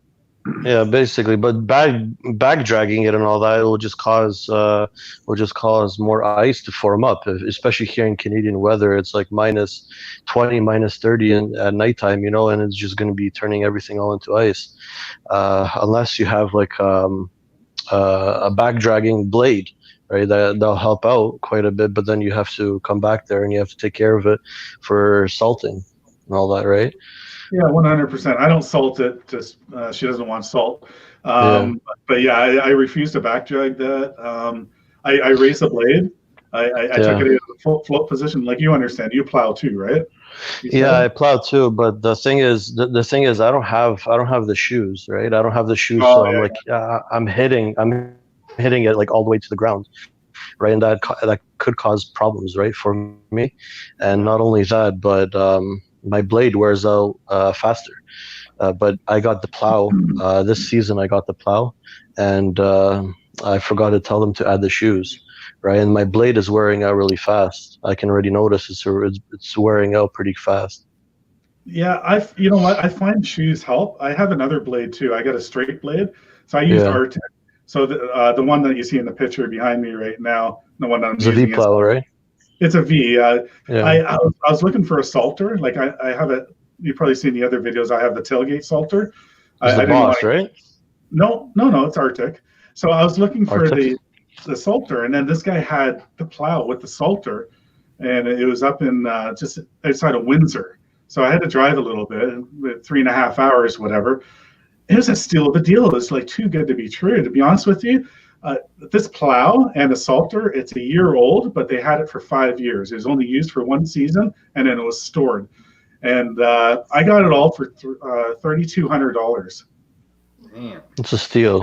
That's a steal right there. It's a good price. It's a good price. That blade alone is like $6,500, seven grand, and the salters just under $3,000, brand new. And it was only used for 1 season. So the guy that I deal with, the plow guy that does installations and wiring and stuff, whatever, I was always in contact with him, sending pictures and this and that. He's like, yeah, man, like, it's like, if I don't buy it, he's going to buy it because he can turn that around and make double back, you know? Exactly. And it's like, no. So I just went ahead with it.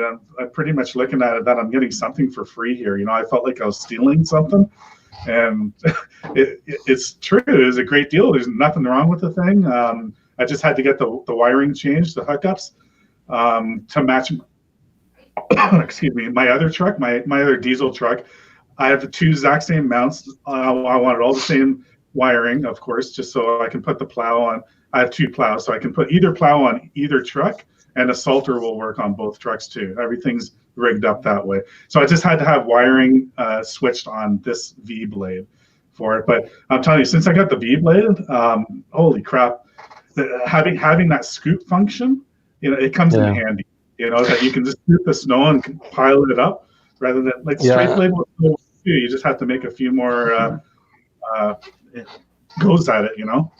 Yeah, and even so, with the plow V back at your truck, like when you're driving, there's no way. Well, I mean, it's very hard to get stuck when you're going through, you know, 6-7 inches of snow and you're just making your V right through there. Then that's your starting point. You can't do that with a straight blade. Yeah, exactly. Well, it's with a straight blade. I got the straight blade, right? When I'm doing warehouses like Wasteco, I'm doing a Wasteco warehouse. What I've noticed is that I'm usually windrowing it. I'm windrowing it all the way to the left, right, away from the property, right? And it just, you know, just time consuming, you know. And I wish I had the V plow, right, to make that scoop, but you know, it just always, you know, always I have to make a windrow, always making it, you know, and just, you know, nonstop. It's like takes me an hour and 30 minutes to do that property, right? It's pretty big. What about trying wings? Putting wings on it? If I put wings on it, right, then it's gonna go over to the other property, right? Okay. Yeah, and then the other lawn care company is gonna get, you know, pissed off, right? Yeah. On the other side, right? If I go overboard. Here's my story. Like, I worked for a huge lawn and landscape company for 13 years. Yeah. And got to the point where I was doing the side hustle, and on the weekends I was making just as much as it was all week. Mm-hmm. So this would be my third. This would be my third season. Yeah. And but the nice thing is I didn't burn bridges with the company that I worked for. You know, during the winter when it snows and if it snows, he puts me in his brand new truck with the V plow, and I go out and plow, and I have a shoveler. So it works out.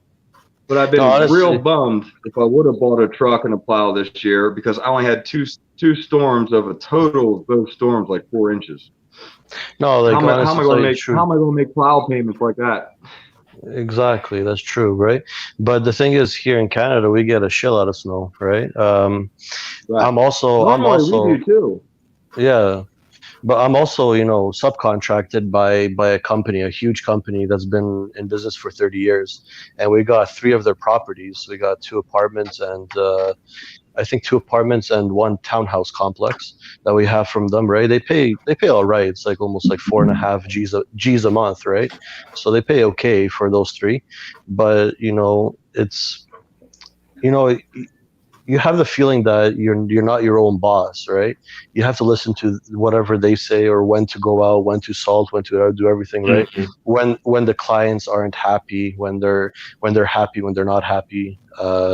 It just constant, always driving, right? Hey, yeah, we have Drew here. Drew, can you hear us? I can. That's a vape. That's not a fire. Welcome, Drew's Property Management. Drew, What's up, brother? do you know these guys? I think you know Matt already. I know Matt pretty well. Mike? MRP, I think I've What seen up, him Drew? around, but never seen his face. Hmm. And the other one over there, I Eagle? believe I've Eagle. I might have seen him around, I think, but don't know what he looks like. The Eagle's the cheerleader. Uh-huh. I'm his Yeah. cheerleader. See, There you go. Hoop-de-doo. everybody needs an Eagle in their stream, right? Absolutely. Yeah, we had about 20. MRP, what The fisting What- talent what kind of against your truck do you hater. run? Pardon me? With the fisting talent What against kind your of hater. truck? I run a 6.7 2018 Cummins 2500 series. Dodge man. Yeah. Jim was Cummins, sure. asking you, MRP, to use the shoes so you can save you next blade. He had a post. He said, "Run plow shoes to save your blade. Use them on my mayor's plow setup." That's what he- Honestly, to tell you the truth, I wish I had the shoes. You wouldn't believe how many times I nicked like a sewer or something like that, and the whole frame Handle cover. just goes. Oh, yeah. Yeah, it's crazy. If you're booking it, you'll seriously hurt the plow or the truck and tear out Yeah, some that's tires. why- Frame, yep. That's why I have the lifted truck, and I have to go really slow, right? I have almost a 6-inch lifted truck, and I go slow. I only go maybe like 15 to 13 kilometers an hour, not even on on the snow, right? But I just got to be careful when I go around the turns or I go in between cars, and I have to watch out for sewers and manholes, basically, and potholes. Yeah. I mean, yeah, some shoes are nice to a point. I mean, they're a little bit better for gravel driveways, I feel, especially like with some of the newer plows. They have that downforce, so it doesn't. Yeah, I have make that. I have that downforce. Yeah, I have that one. Yeah. I got the newer generation right now, the Snow X, Mhm. the auto matrix or auto mix, whatever it's called, the heavy duty one, right? It's got like the 6 shocks in the front, Nice. so it bundles up pretty good if I hit a sewer. hmm Does that have the easy connect like mine? I drive up to it, Yeah, hook up the yeah. wiring, and then press a button, and then it goes up and locks. Exactly, I have the same exact one. Good. It's the good. best. It's the best one. It's honestly saves a lot of time. It does. Just go in and out, and that's it. You're done. Mhm. But like I told Mike, about that property, I have the same exact problem with one of my properties also. It's the Wasteco factory, and honestly, the blade always bundles up on me. I don't know what that brown shit is that they're putting on there, but it bundles up like crazy. The 18-wheelers always go there in the back, and honestly, the gravel, everything, pavement is not even. And once I hit a pothole, holy shit, that thing goes up like crazy. Mm. Wow. And the vibration of the wheel, everything, you feel everything. Unless they're throwing down like some sand or something before you salt or do something like that. I don't know. I think it's well, what my wife told me was that because she goes out with me to all the properties, I think they put down salt, the sand, like the brownish sand, right? but then that causes the snow to be even heavier. So I have to windrow that stuff. I can't push it straight, Yep. because if I push it straight, it's just gonna kill the truck and kill the plow itself, right? So I just have to windrow it to the right or to the left. Heck, And you'd away- almost away need to from have the- an actual 1 ton. Well, Yeah. the 2500 that I have is acting like a 3500 because Oh, I got that's the good. 30. I got the 3500 shocks on it and the absorbers and everything on it, right? Oh, nice. Yeah. Yeah, it takes a lot on your truck and your plow. You Oh, know, yeah. plowing those kind of lot. It beats it like crazy. I couldn't imagine Mike doing Wasteco, like you said, like a bigger lot. Like that video that you just watched that I released today. It's a tiny little area right there. Like the main Oh, yeah. laneway is pretty much. Now doing this, like you learn, right? I'm learning every year. Mhm. Exactly. I am gonna look at this and make sure if I take on a new customer, the condition of the property, you know, and Yeah, I'll for sure. refuse it. Like, I don't care how much money you're going to give me to do it. I'll refuse it because I don't want to be fixing my truck and plow.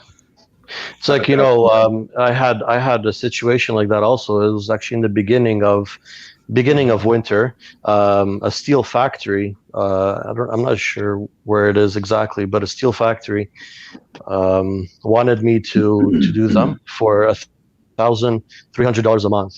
Okay, I'll do it for you, no problem. So the first push, I did it for them, and honestly, I'm never going back there ever again, right? I told them that I nearly like wrecked my truck and the plow itself, the asphalt wasn't even level with the concrete, right? And they're just, Ooh. it was gaping holes everywhere, in the back, right? Screw And that.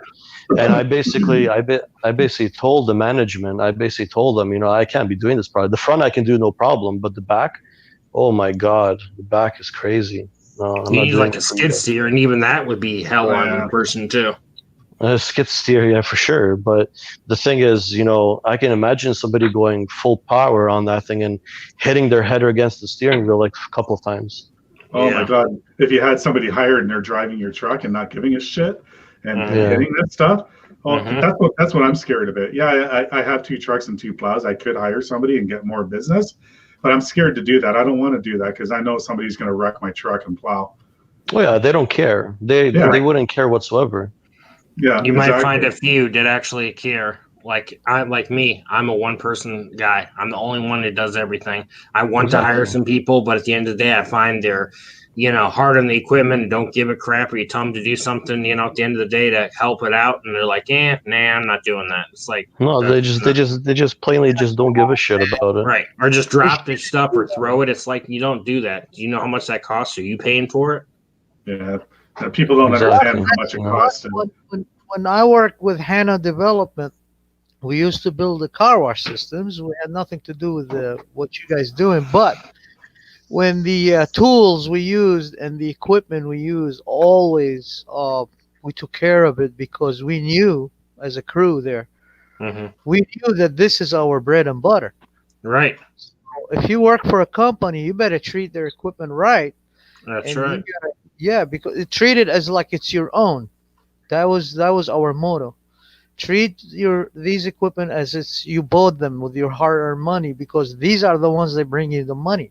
Mm-hmm. Everybody, not just us, the crew, but the company too that's paying our paychecks. But I don't think people have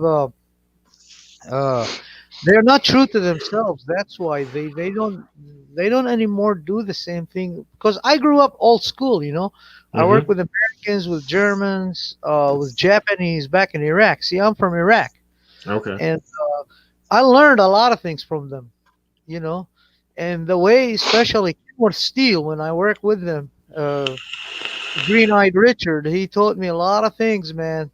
The first thing I learned was the 5P rule. P is a pole. Mhm. And he said, go think about it, Anakin, and come back. So I thought about it, and I didn't figure it out. I came back the next day, and he said the 5P is prior planning prevents poor performance. You don't hear That's that. pretty good. Yeah, people don't understand that thing. So I contemplated that on my life, and that, came here to United States, and now it's like my home, and I got American families, friends, everything. Mhm. So I adapted, I assimilated because I applied that.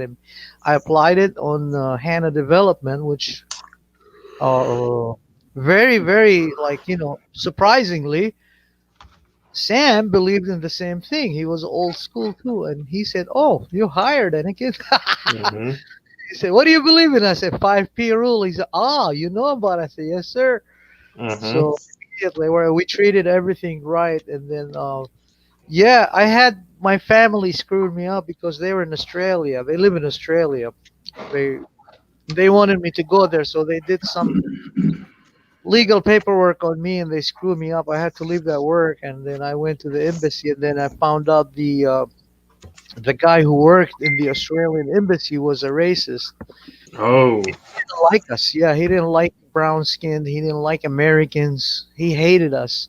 There was a girl that she was studying marine biology. She was American, and they sent her there, and she was doing her medical checkup too. It was me, and she was in her early, probably 21 years old. A little girl. She was a child. She wants to pursue her dreams. And she was crying there, and this guy just held her for 3 years there, including me and 500 others. Oh wow. Yeah, my family wanted me to migrate there, and finally they did my papers without my consent. So I had to leave all my fortune here in Arizona, including my apartment and everything, just give it away, everything to the American people. So, and now here I am. They rejected me, and then I rejected them, and I came back down to Tennessee from Chicago. I hated Chicago, and I seen those plows hitting those roads. What they do wrong when they do the paving is they get the old concrete, right? You're supposed to put rocks, riverbed rocks, on as a footing for your road when you build it. Mhm. And then you fill it up with the gravel, and then you fill that up with the tar, layers of tar between them. And once that's accomplished, then you compact it, and then you come back with a final layer of tar, and then two more layers of pavement, and that's how you set your road. Even in Iraq, we used to do that. For the freeways, we put concrete layers in between, meshed with the steel. It was very expensive. RB company did it for us, German company. And then came the American Kenworth steel that they splattered with all that metal and stuff like that. And then came the paving company from Japan who had these Tadano equipment called Tadano brand name. And they did a spectacular works on our roads. Never, not even one wrinkle, nothing. Just Hmm. perfect pavement. Yeah. They doing it here in Tennessee now. But in Chicago, instead of using gravel and riverbed rocks, they were smashing their old concrete, and they put it as a footing for their concrete roads. That's bad, man. That's wrong. You don't Mhm. do that because now it's weak and it crumbles, and earth shift. We all know about geology of earth, always shift. Land, soil, tectonic shifts. You get movement on earth. So when that cracks and solidifies the tar beneath it, that's what sets the road up, is the tar that you put solidified. Right. It doesn't in Chicago. So you see cracks here, cracks. One little concrete is up 1 inch from the another one in the freaking freeway, man. So these guys come in the plowing, and you see trucks all the times plowing, and they hit that thing, and then freaking pieces of concrete flying off, man, with the snow. It could hit cars and break them and damage them. So it's wrong. Yes, it is very wrong. They don't. You're right, Drew. They don't care anymore. Kids these days, I'm sorry to say, they're ignorant, and it's not their Mhm. fault. It's not their fault. It's the system, and its family is broken down, and all comes funnels down to that. They're not educated. That's the sad part. They should be educated, right? And they work for a company, and that company, as it grows, now they got more benefits. And your company grows, now you open another section somewhere else, where you don't compete with others. And then they can manage your old company. They grow bigger. They open their own branch out of your company too. That's how it used to work, you know. Not anymore. They don't do that anymore. They just want to grab something. Oh, I wanted my paycheck. Doesn't work like that. You got to work hard for it.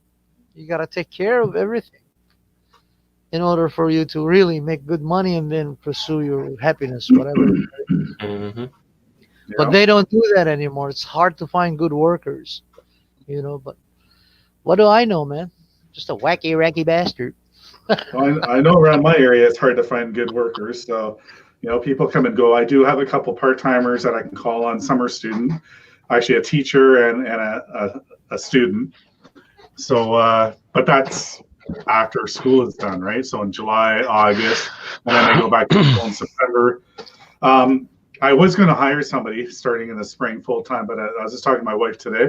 I'm going to keep on going solo and see what happens, And I know how much I can do. I know how many I can do per day. I am pushing myself, but I'm going to wait. I'm going to wait and see, and then I got to hit a certain number. Yeah. I have guaranteed right now. I have about 48 customers right now for lawns, right? I know I'll probably get more. I know last year I could have had a lot more. I turned down a lot because I didn't do bi-weeklies, but this year I'm going to do bi-weeklies again. I decided I'm going to do it. So I'm dedicating Mondays for bi-weeklies. So I know I will probably get another 20 or 30 at least because a lot of people want bi-weekly. But I'm going to be smarter this time now too, which we all have to be. You got to charge more if you're doing bi-weekly. Maybe double the price, since you're, not quite. How much properties can you handle, Mike? Right now, I got about 46 or 48. No, I mean like in the hot season. How many can you mow in a day? Oh, mowing a basically, day. Yeah. Well, depending on if I am just strictly in town and a certain area, my area where I live, that there's one day like last 2 years, I had a Wednesday that is just where I live, my neighborhood. And I'm telling you, I didn't drive any farther than 2 kilometers. So we're in kilometers. Yeah. You guys are in miles in the States. And I did in 8 hours, I would do about 13 or 14. Mm-hmm. Yeah. And there's another That's pretty day. good. It's a decent amount. Yeah. There's another day because we had a lot of rain. I did 23 in 13 and a half hours straight, no break. My break was sitting in the truck, driving to the next one, have a drink of water, eat a granola bar, and at it again by myself, everything, edging, cutting, blowing off, finish deal, clean. How much properties in total do you usually have? Like you as a company, like how much in total you have? Like you can handle 35 in total, or 50 in total, or 100 in total. Oh, how much in total do you have?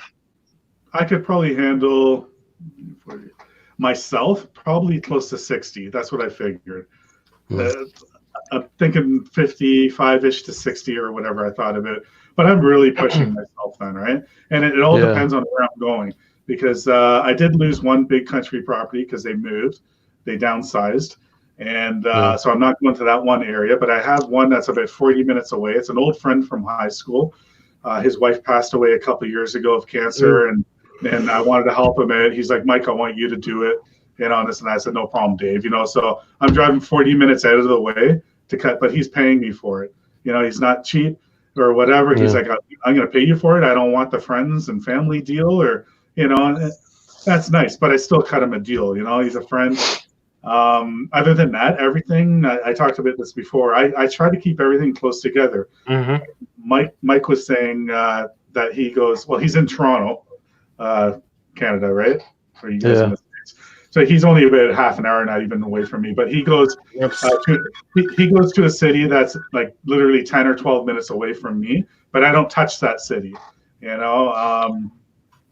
So because we have territories, right? We have you have Milton territory, right? I usually have like 70% of my business is in Brampton, and then I move on to Toronto, and then I move on to Mississauga, right? So I got three different parts of it I have to move on to, right? Normally, last year what we did was we handled 250 properties altogether. We had this year we're going to be handling close to 250 to 300. we're going to be handling. So we're going to be hammering it down a little bit more, right? That's combined with the commercial properties and the residential properties also, right? Wintertime, I can't take on that much because I don't want to hire anybody so that no one destroys my truck or my plows, right? I'm not going to be doing that shit. So right now, what we're doing right now is we got 13 properties, and half of those are commercial properties, right? So it's been a rough season for us and a pretty rough winter for us. Don't they pay regardless if it snows or doesn't snow though? Yeah, we're on a contract. We're on a monthly contract, right? So even if it snows or doesn't snow, we're still getting paid. But the only problem is that it just, me and my wife, but we're killing it. We're 1 hour of sleep and the rest we're on the road, right? So we're nonstop, always kicking it. Yeah, I was going to ask you if you do contracts or not, Mike. What I do with I kept it very minimal for snow. Same reason, right? I probably make a lot more money, but I don't want to do too much because then when you're really busy, then there's people. Your phone will be ringing. Where are you? We're stuck. Yeah. You said exactly, and not only that, but you also have to show up to like the child daycare centers or the warehouses. Yes. These guys open up, right? 6 o'clock in the morning, 5 o'clock in the morning. You guys open up, and then you have to plow them out, right? I have 4 commercial. I don't know if you can call it church commercial. I guess you can. Churches are terrible. I hate churches. Yeah. But it's easy. Oh my God, they're the nicest people to deal with. They're the first ones that pay me. Whatever. It's a square. It's just up, down, up, down, up, down. There's no turns it's so freaking easy. But I have 2 that are like 5 minutes away from me right now. They're not under contract. It's monthly invoicing. And I did that on purpose because last year, just with our winter, it was unpredictable. I had a lot more residentials last year. I don't have as many residentials this year. I had like 19 just in town driveways that you had to do by hand, and then I had country driveways that I drive into, and then a couple commercials. I was falling behind, and then I hired somebody. He didn't work out. I killed myself. Like after like doing 7 or 8 by hand, my back is ache. It's the last thing I want to do is sit down. I got to keep moving. So what I did with these, just to make sure that it's fair to me 100% and fair to the customer, we're going per clearing. So basically, per push, right? Yeah, per push or salt. Per push, yeah. So 2 that I have literally 5 minutes around the corner from you, an optometry office. It's a pretty small parking lot, and then you've probably seen it in a video. And then another one, there's 3 stores and apartments on top. It's a laneway and then a little parking lot at the back. You've probably seen that in a few videos. That's a small little parking lot. Yeah, but per push for each of those ones, it's $100 for a push and $120 for salt.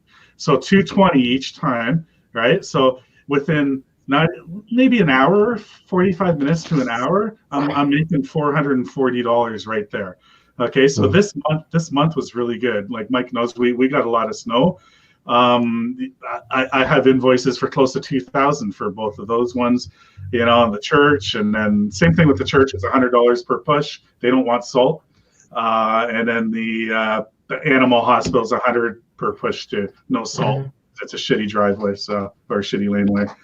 But so those ones I don't do contracts. My residentials I have contracts, so they're anywhere from $700 to $900 for the season. They're like either a 2-car. I do 1,000.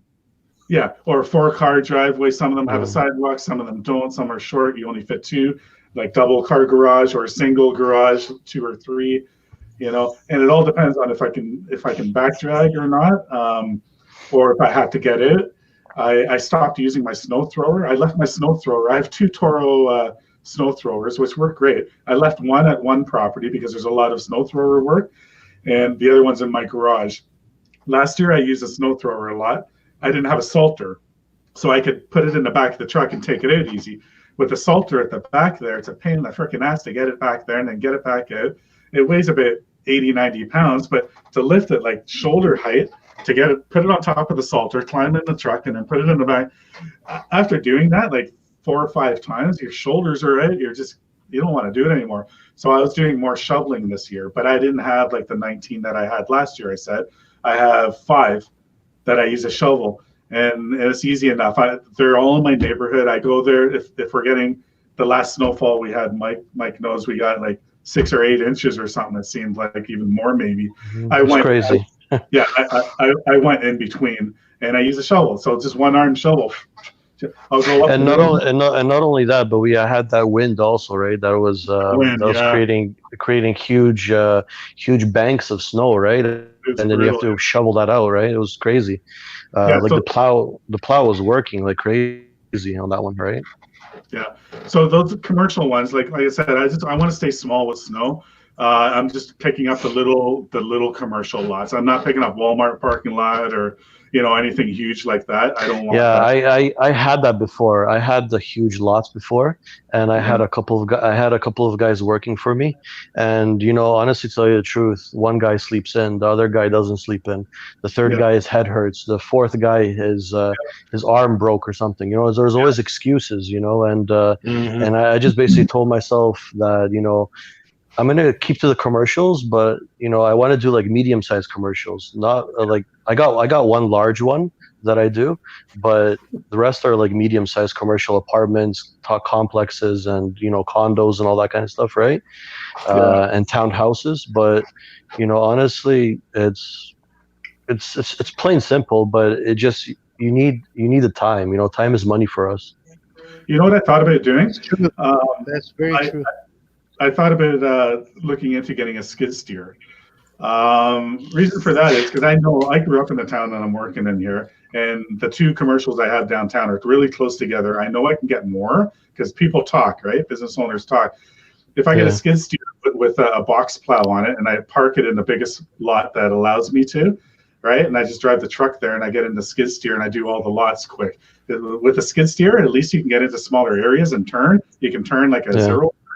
Right, and clear the lots a lot quicker, and then I can use the skid steer possibly in the summer too for some extra work or whatever garden work. Some landscaping wise, right? And pulling out old shrubbery, or you get attachments for those things, and so I had a huge opportunity in Oakville. Opportunity in Oakville. I had 8 condos right along the whole boulevard, like the whole street.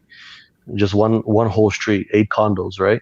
But we're thinking about it, and then on that contract it says all the sidewalks, everything. Just too much on insurance wise for us if somebody slips and falls. Liability, yeah, too much liability, right? That's another thing with liability. You know what I do? I actually have them sign off that I'm not responsible for slip and fall. So you can get away with doing that with the smaller ones, like maybe up to medium or whatever. Most of the time they will have insurance for themselves already. I did turn down a few already because they wanted me to have the liability insurance. So the reason why I don't have liability insurance for snow removal, I have it for lawn cutting, grass cutting, but the cheapest I could find is $15,000 for the season. Now, if I make $15,000, I might make that, or $20,000. I'm going to be losing money big time. So a lot of money. You're going to be losing a shit lot of money, right? The thing is, I got liability also for both, for winter and for summer, $2 million each. I got, but it's crazy. It's crazy how much money for insurance and all that. Like even my insurance company said the same thing. It's like, just you being the small guy, just get them to sign off. And a lot of companies, I talked to some other guys too, that they all do the same thing. Unless you're a huge company and you have like all the front end loaders parked at Walmart parking lot waiting, like the big lots. You know how they have loaders all parked in the corner? They just drive there, jump in them. Then they're a multi-million-dollar company. They can afford the liability for $50,000 or whatever it is for them. And it's like peanuts then, because they're making so many hundreds of thousands of dollars from each contract, right? It's better staying like a medium-sized company instead of going to a larger company, because your quality of work is more important than you missing out on everybody. 100%. Wow. Right? It's like the problem that we have right now with one of our contractors that we do with. They're called Share Green, and they got thousands of properties, those kind, right? But their properties that I do, those 3 properties that I have from them, they're basically turning their heads away from Share Green and coming onto MRP Lawn Care. They want me to serve them, but I'm not the type of person to just take the job from them, right? I'm not a person like that, right? No. Same thing with me. What about you, Drew, with the snow removal? Because I know you do snow removal too, right? Oh yeah. Yeah. You do a lot of it, or small to medium, or do you do like big ones, or? I have some residentials and I have a few small commercial ones, but I think I'd want to get into some maybe medium-sized ones and some more small ones for sure. Nice. Because there's money really in the commercial, not as much it seems in the residential unless you have a good seat. There's way more money in commercial than there is in residential. I have 4 or 5 residentials and the rest are all commercials. Mm-hmm. We got 13 in total, right? That we do this season, but there's more money in commercial than there is in residential for sure, hands down. I mean, I don't know. Thinking about it, I probably need, I don't know, 25 to 40 probably residentials just to make some decent money probably. Well, it also matters how they pay too, right? Right. Absolutely. 100%. And that's why I did what I did with my commercials, right? It's pay per and invoice every month. So you make more money. I don't know. You could get them say, 2 inches, and maybe say, 140 a month or something, and you get, 25 or more. I mean, that's not too bad money, I guess. Well, normally how we do it here in Canada is that we either go by push, Mm-hmm. or usually we do a monthly rate, or what else do we do? There's 3 things that we do. I forgot the third one.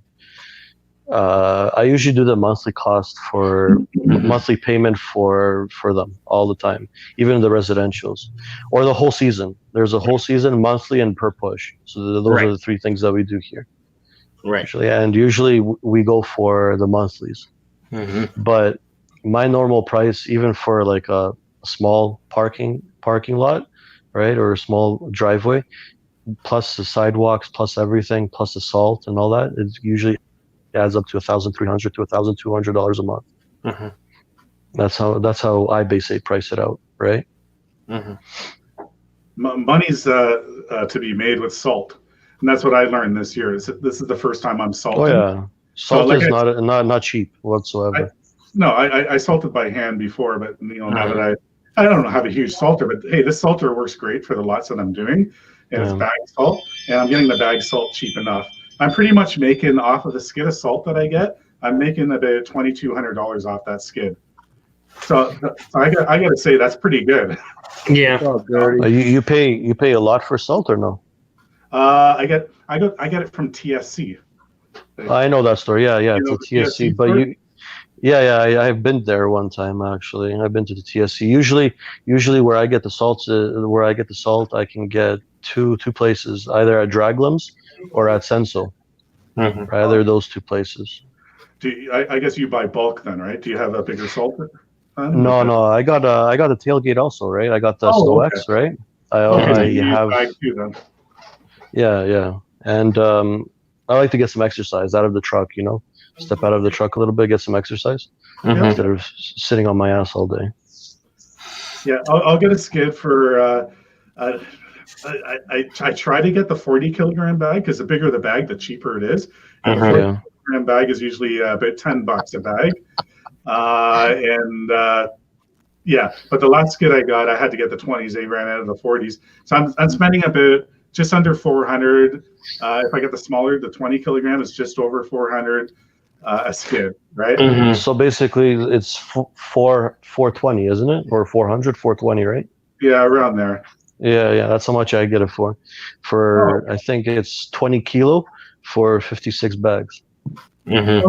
Yeah, there's 63 on the skid with this one. I use the safety salt, the yellow bag. Oh, that one, yeah.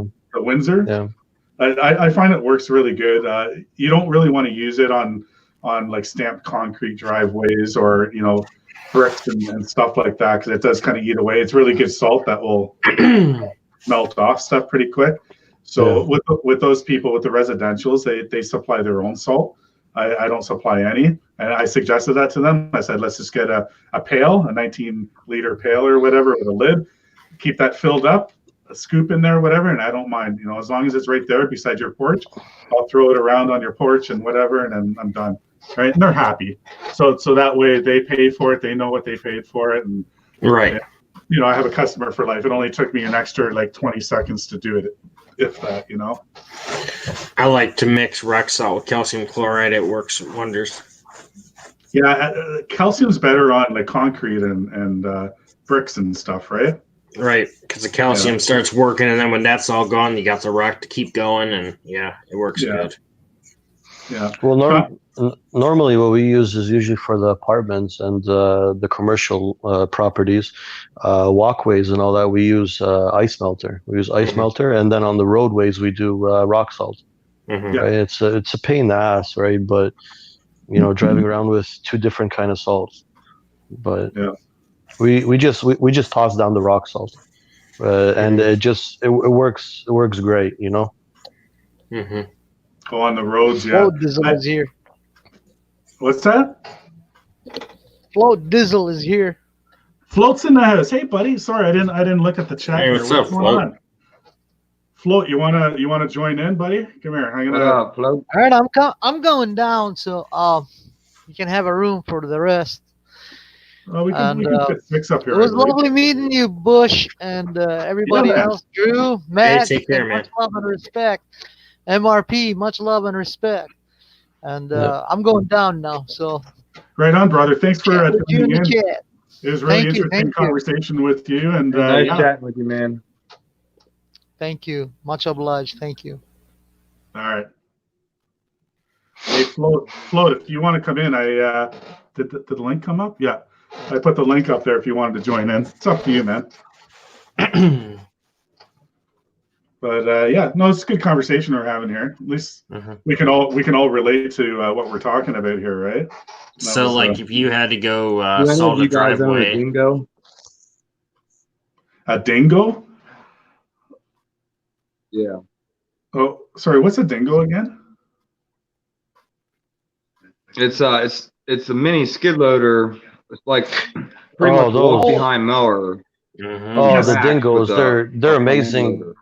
They're amazing for sidewalks. The sidewalk crews Sidewalk. use that Yeah. here. Yeah, man. absolutely. I would that would be one of my next big purchases I'd like to get. It's like almost like 11,000 or a $12,000 machine over here. Yeah. 18 down here. Yeah, really? 18 Here's- grand. I thought stuff Crazy. was all cheaper in the States. Well, I bought some of the Hustlers, the lawnmower, the stand on and the sit down, pretty cheap. But the only problem is that they kind of screw us over with the shipping fees over here. Oh yeah. It's like $1,400. I might be. I don't know if was I talking about the walker. Were you Yeah, guys the all walker. here? Yeah, the walker. The walker it's all right. I like the lawnmower. I tested it out. It's amazing. It's amazing for bagging, and it's amazing, in general for cutting wise and bagging. But the only two problems Only I if hate you about flat yours. is the rear wheel. It's the rear wheel in the back, Yeah. and the control systems. It's like right near your crotch, and it's so uncomfortable. Yeah, Sean. Can't Sean in ride any Minnesota. hills with them. What's that? I said they don't do very good on hills. No. No, they don't. They don't do whatsoever. I'm considering one just for cleanups, like for leaf cleanup, for like just. I get calls for sometimes crazy lawn cleanups. Like people wait or the. Get yourself a bagging system. Don't you have a bagging system or no? No, I do. But the problem is with my 60-inch John Deere, it's 60-inch wide. Yeah. But when you put the collection system on, it's a $5,000 collection system. Like it's crazy. I don't know why I paid for that. But anyway, when the collection system's on it, I swear it's 82 inches wide. Now I'm very That's limited. crazy. I'm very limited to where I can fit that, right? Yeah, and that blower Now- motor on it, it's heavy and bulky. Yeah. So what I had to do, like for the last few years with that, to fit through gates, I would have to take off, drive everything up with it all on, get up to, country properties, right? Get up to that side gate that I can't fit 82 inch, but I can fit my 60 inch barely through, take everything off, drive through, attach everything again. And this stuff it's heavy, and it's just hard on your shoulders and hooked up all the fuse again, tighten, then go at it. Now your hopper's full. Now you got to empty it and drive back to the street. Now you got to drive to the gate, take everything off, leave your hopper on the back, right? I got the weights on the front to drive through, dump it, come back, put it all together again. Now, I've been watching people with walkers lately. I like the fact that it's right behind you. You're 48 inches wide or whatever your deck is. That's how wide your machine is for everything. So Sean found me one. Sean from Minnesota there. He found me one in Michigan. I'm just waiting to hear back from the guy. It's a steal of a deal. It's a 2014, and there's 1,300 hours on it. It's 48-inch deck, and I might be getting it for about 4,500 American. So I don't know, like with you guys, with Matt and Drew. I think Drew, do you use Walker or? I do not have a Walker motor. Oh, okay. I've used a couple before. From what I heard, this is a steal of a deal for me, because the Walkers here in Canada, that machine is 20 grand plus from what my research I did. Now it doesn't have the high what's it called? And the hopper goes up and you can dump it high. Yeah, the high. I don't need that. Just because what I'm going to be possibly doing too, I think I had it in a video. We can talk forever about this stuff. I'm probably going to put my debris vacuum. I have a debris vacuum on a dump trailer, like a leaf vacuum. I'm probably going to have that custom hooked onto my enclosed trailer on the front. And then I'm going to be using my plow truck, which I invested in. I have a dump box in there, and I'm going to be making a big box in there. And then when I want to use the vacuum. So the whole idea with the Walker, if I do land this deal, I will drive to Michigan. For me, to meet the guy across the Sarnia border, it's about 2.5 hours. We already figured it out. And he'll meet me at the border, right? So he's going to drive about 2 hours. I'm going to drive about 2.5 hours. Now, if I land this deal, then I'm only going to use that for cleanups. So my whole idea is for the bigger properties, I can use that, pick up shit, go to the truck, dump it, drive back, do all that. And then I use the leaf vacuum, suck it all up into the truck, and done. So the reason why I want to put the debris vacuum on the enclosed trailer is so I have all my equipment with me, I have the vacuum with me, and I have a truck I can throw it in. So right now, if you guys seen it in other videos, I have a 7x14 dump trailer with the leaf vacuum on the front, custom done. It works superior. It's awesome. I'm telling you. The thing is, you need a truck to bring that trailer, right? And then you're going to have to bring another truck with the equipment trailer. I'm one person. I don't want to hire somebody just to drive a truck for me, right? So now I'm going to be efficient. Okay, the truck, the dump box that I have, the insert, the 8-foot, it's not as big as my dump trailer. So yeah, it's going to fill up a little quicker, but I think I'm going to be a little more efficient doing it that way. So that's what I want to try out in the fall.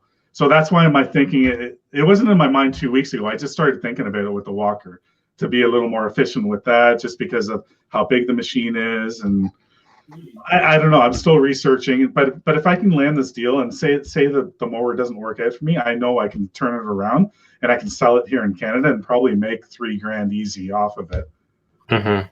So that's what I already figured out. So it might be a win-win. I don't know.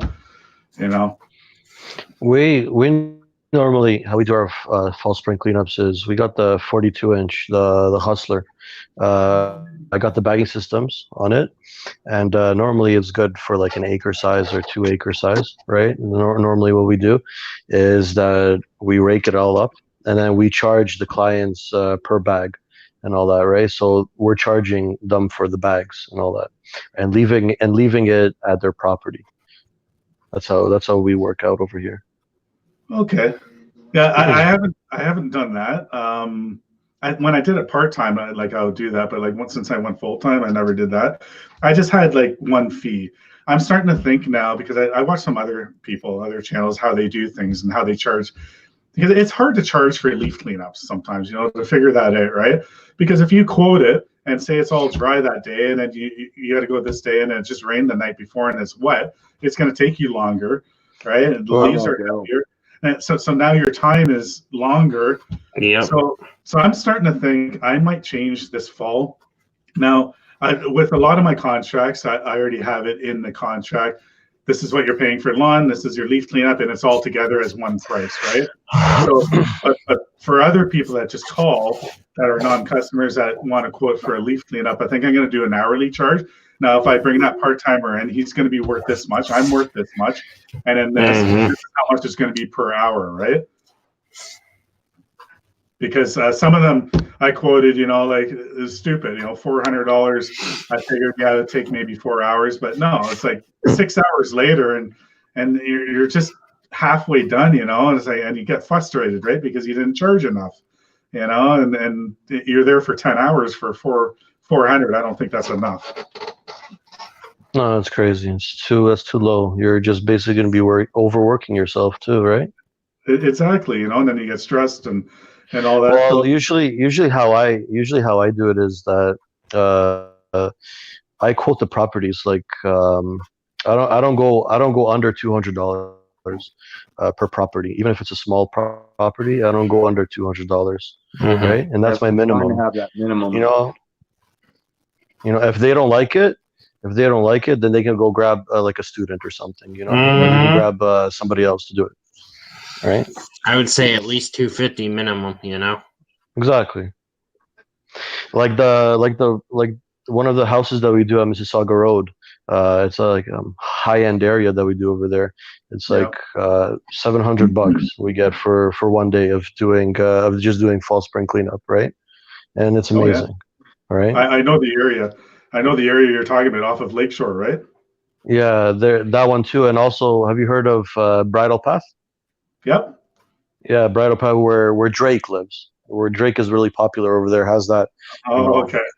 $35 million house. That's not where Don Cherry lives, is it?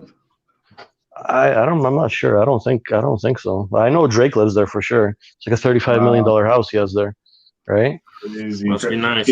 You know what? I used to work for the city of Mississauga. That's what my full-time job was.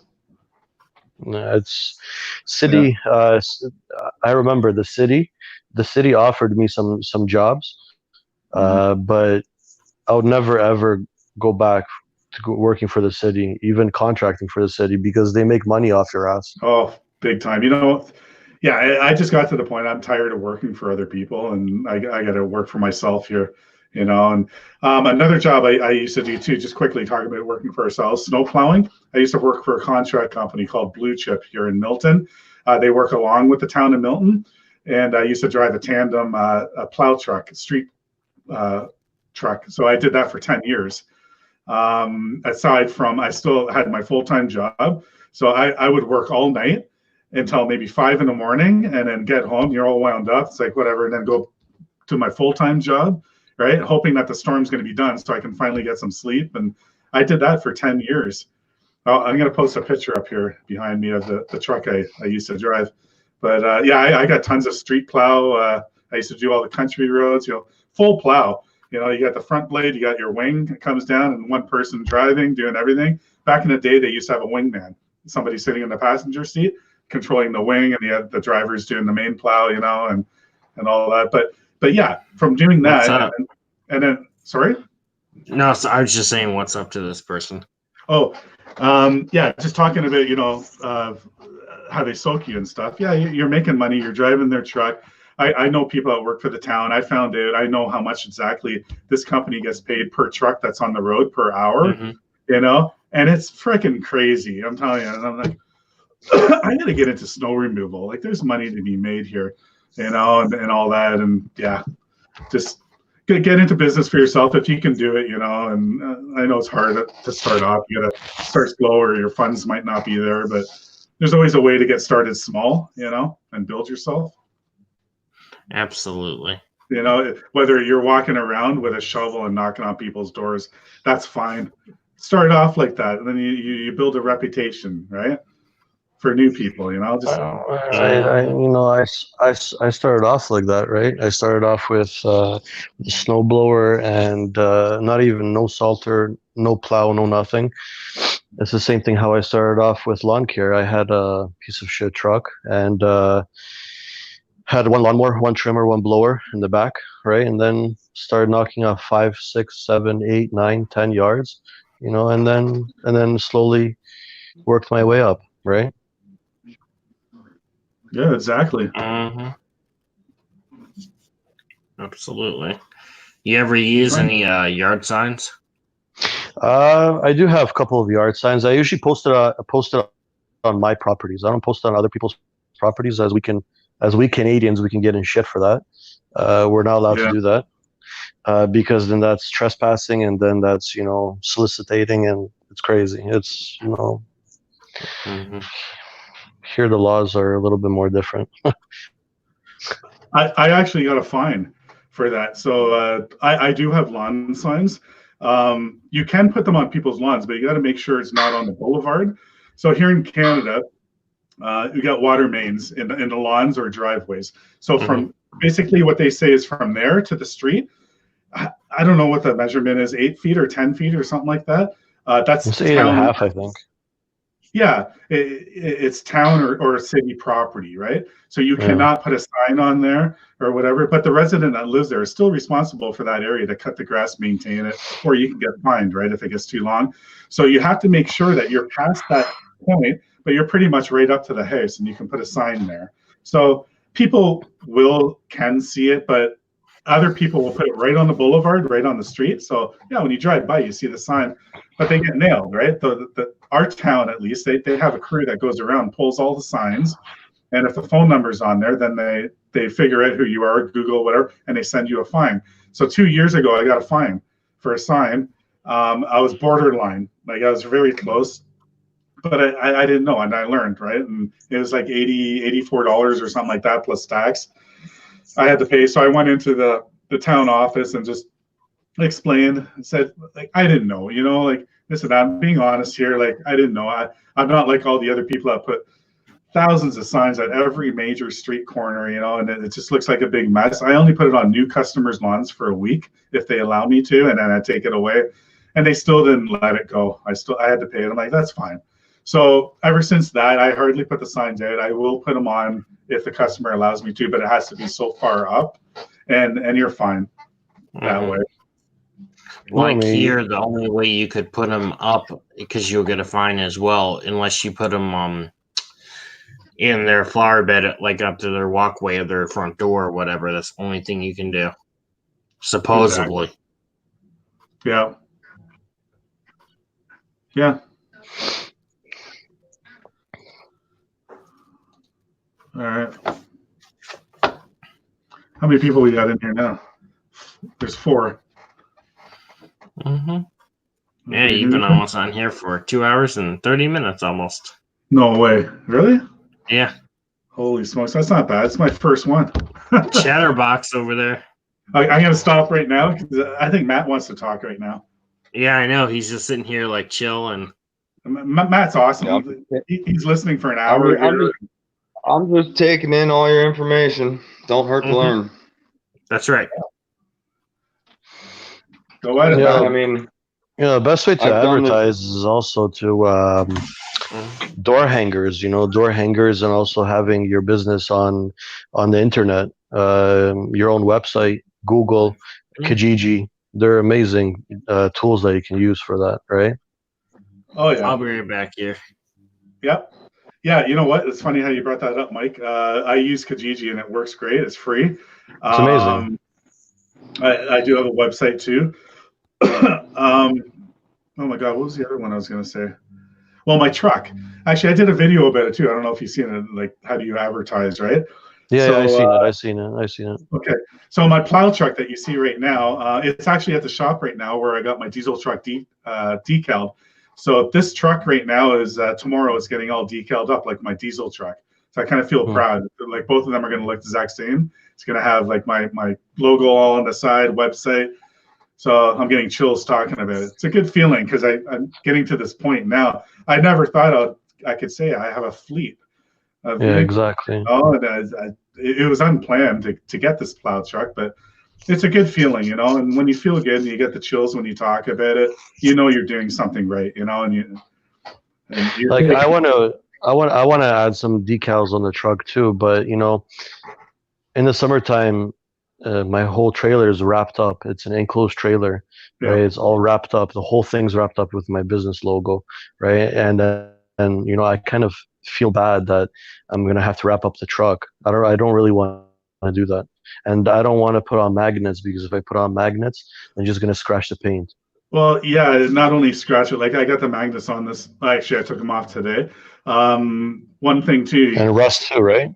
yeah, if anybody gets magnets, like, yeah, it's fine to use it, but take them off every couple of days, wipe it down because condensation will come behind there. You start getting rust pits. And that's what I started getting, right? You got to wipe it off right away. You don't want that shit happening. So I got the magnets. Actually, I got them from a customer from the same shop that I'm getting my truck decaled at, right? She's the manager there, and she's a customer of mine, a lawn customer. And so she made these magnets for me. I have 3 of them. So I have 2 on that truck. Well, I did use them, but I put them on my dump trailer because my dump trailer doesn't have anything on there. So when I use that, I'll stick a couple on the side just for the hell of it. Why not, right? Yeah, magnets work good because you can take them on and off. And like you said, once a month or sometimes twice a month if you want, wipe them off, pull them off, and make sure they're clean. And I've never had paint chip or have any problems like that. Yeah, just don't keep them on all the time. You got to take it off here and there. I just kind of feel bad for my, it's such a precious truck. It's lifted, it's 2018, it's black, right? And it's just hard for me to wrap it, I like the back window. Okay, maybe I'm going to be doing that, right? But I could do that too. I just like if you look at my my Instagram, MRP Lawn Care, right?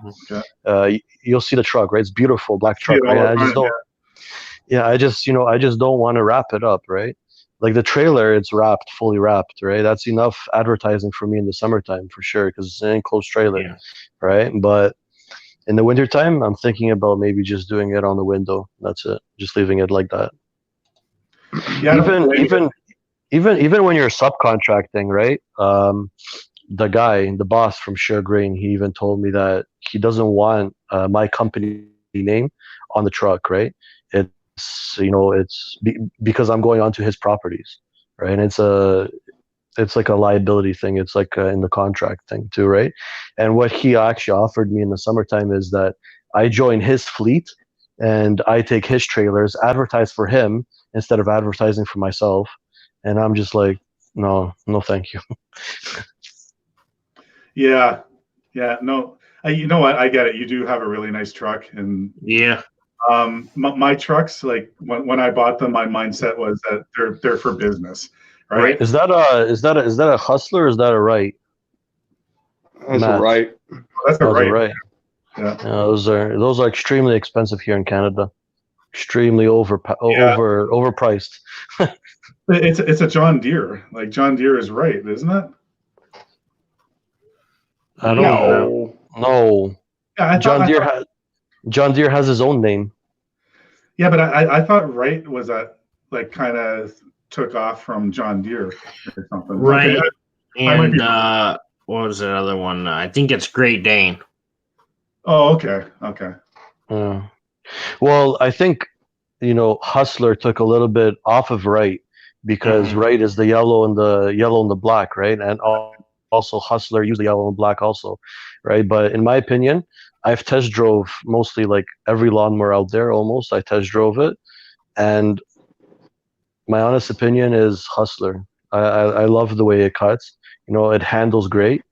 And it's amazing. The Gravely, like any 36-inch or even uphill downhills, they won't handle it. Any lawnmower, stand on or even sit down zero turn, they won't handle hills really good whatsoever on any hills, even with the 36 That's how inches. I thought about Exmark until I demoed this.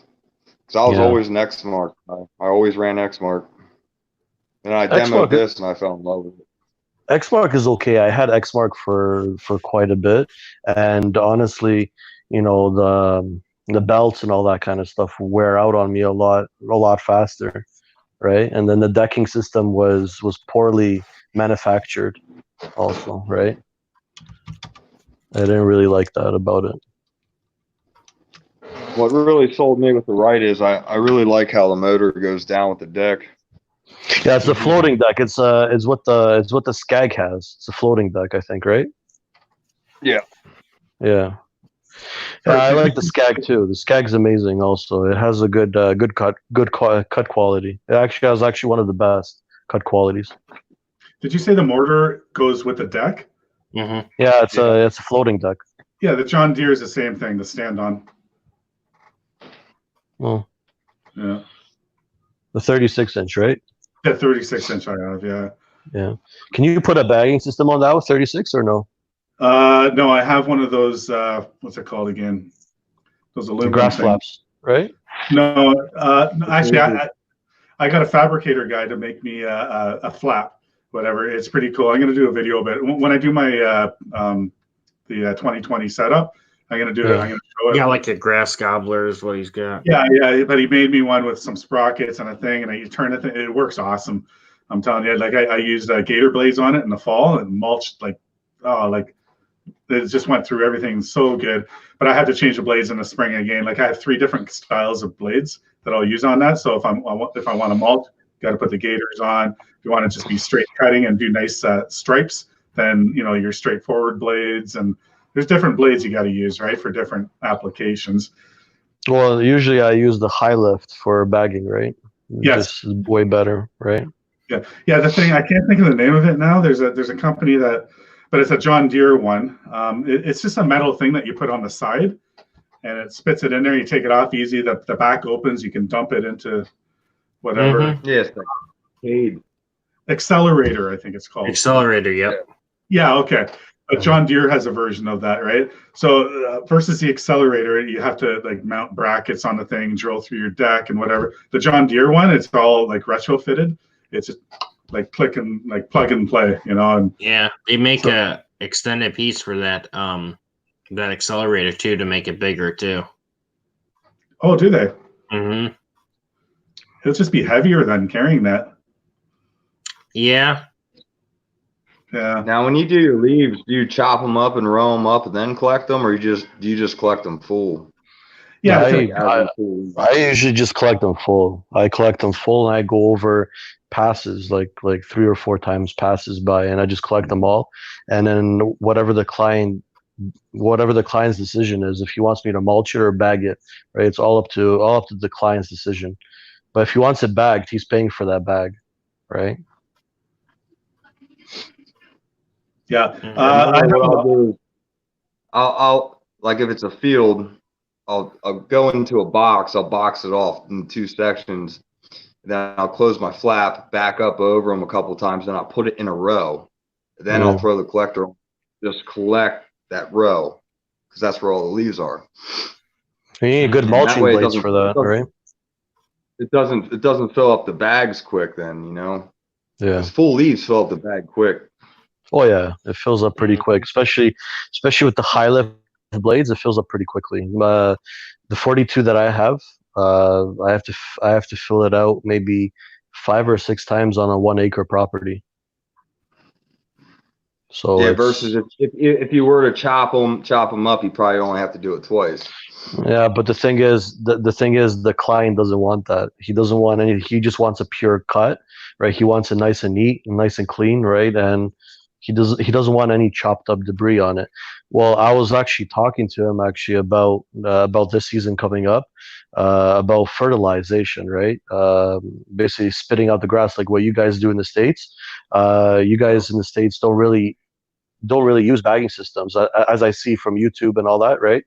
So you guys basically dispute it out, right, for fertilization. And that's what I want to get my clients into, right? Instead of me going around always fertilizing with Scott's brands, right? It's crazy. Yeah. I use an advanced shoot blocker, so I open and close it as I need it. Yeah, exactly. Especially if you're going around flower beds. flower beds or any garden beds, right? And then you can close it up. Mhm. Grass flaps, right? Mm-hmm. See, my 60-inch John Deere has mulch on demand. I don't know if you guys are familiar with that. So basically, it's like a grass flap.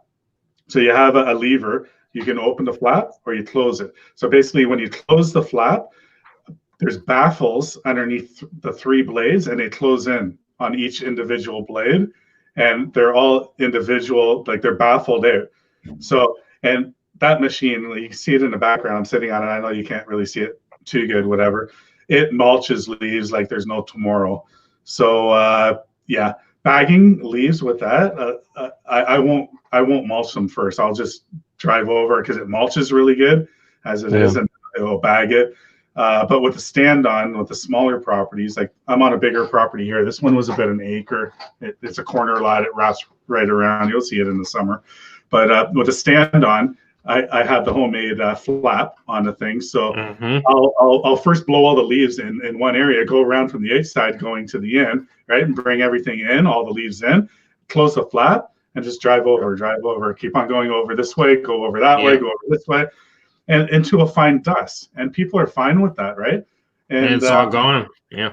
And it's all gone, and you blow it around, and I just share the love. I go with my backpack blower and blow it all around. And some people it takes 2 seconds to do that. Yeah, and some people want it blown into their gardens because it's fertilizer, right? Because they're going to mix it in with all their stuff, whatever, for the spring, and so that's more efficient, right? So you can give a better price because you're going to be in and out quicker, But yeah, you have to change your price if you have to do a full remove, like what Mike said. He has a pristine lawn that the customer doesn't want a speck of anything. Yeah, I usually have a lot of those kind of people. Like the apartments that I have, they're really picky, all right, and they don't want no leaves, no dust, no nothing on there. So I have to take my time, and I have to, they pay for it, but I just have to, take my time on going in, out all the time with the bagging system. And to tell you the truth, the Hustler is amazing. It just gobbles it all up, Is the bagging system for the Hustler, is it on the side or on the back behind you? It's like a pipe. It's a pipe that goes right into the back. It's 2 bushels. It's a stand-on mower, right? You're talking about? The sit down. I got okay. 2 Hustlers, right? I got the sit down, and this coming month, in the middle of the month, I'm getting the 52-inch Super S, the FX 850 motor, right? It's a Kawasaki. Oh, nice. Right. So it's it's going to help me out a little bit in the business because we're starting to get more and more bigger properties and more commercialized, right? Especially warehouses and more of the apartments and condo section. That's where I want to aim my company at, is usually commercial. I don't really want to do residentials anymore. It's like you guys said that you guys do a lot of residentials and snow removal and all that, right? I want to keep away from that. I don't want to do a residentials because it's a waste of time for me, right? I want to aim my company more in the commercial side. Yeah. Yeah, you're gonna have to insure yourself that way then, and I guess bigger the better. Then you'll be able to afford to do that. Well, not to bash on residentials. Some residentials are good, you know what I'm saying? But it's there's more money in commercial. You get contracts, commercial, like 3-year contracts, 4-year contracts you get in commercial, and they won't leave you for a lower paid person. You go into for a residential. I had the situation happen before to me last year. A good sized property, right? And then this guy, we set a price, and then another guy comes in and lower bids me, right, for like $10-15 less, and then he goes for the $10-15 less, and then he sees his job compared to my job, and he just calls me back up. So I upped the price right away, 20%. Oh yeah, it's like you just stayed what you got. Now you pay more.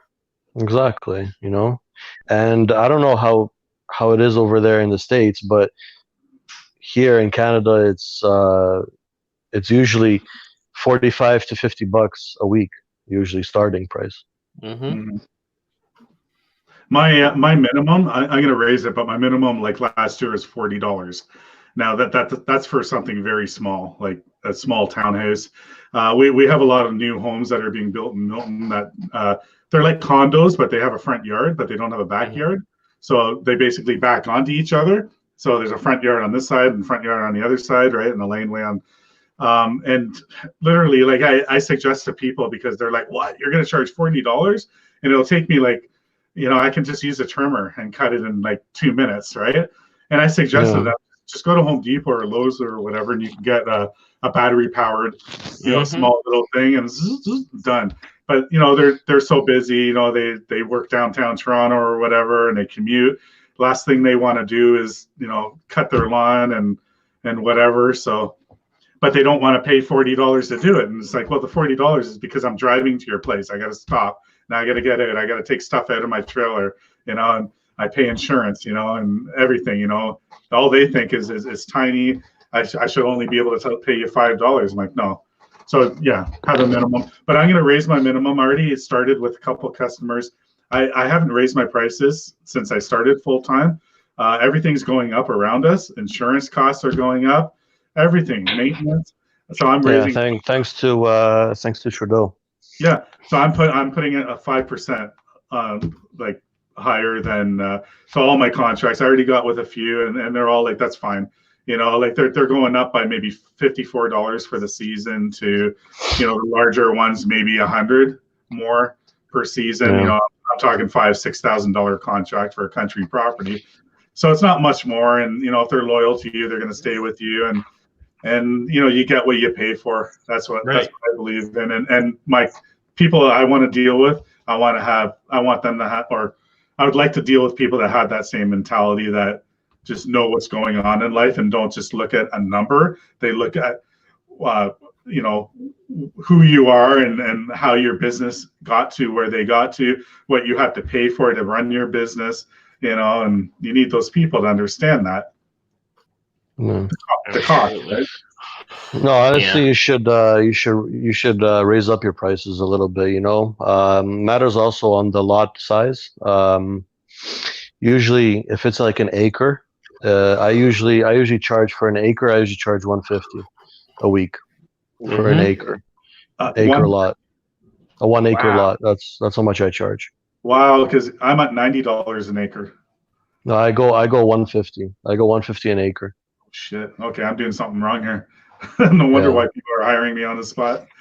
Yeah, I'm usually doing 150 an acre. If it's 2 acres, I'm usually doing 250 to $200 an acre. I got a 3 acre in Brampton that I'm doing.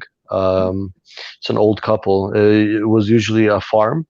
Long time ago, it was a farm, and I gave them a little bit of a discount. I gave them 150, right, for it, because it just running my lawnmower. If I had to bag everything, then I would charge them the full price. But I'm only disputing the grass. So with my 42-inch, it doesn't take that long.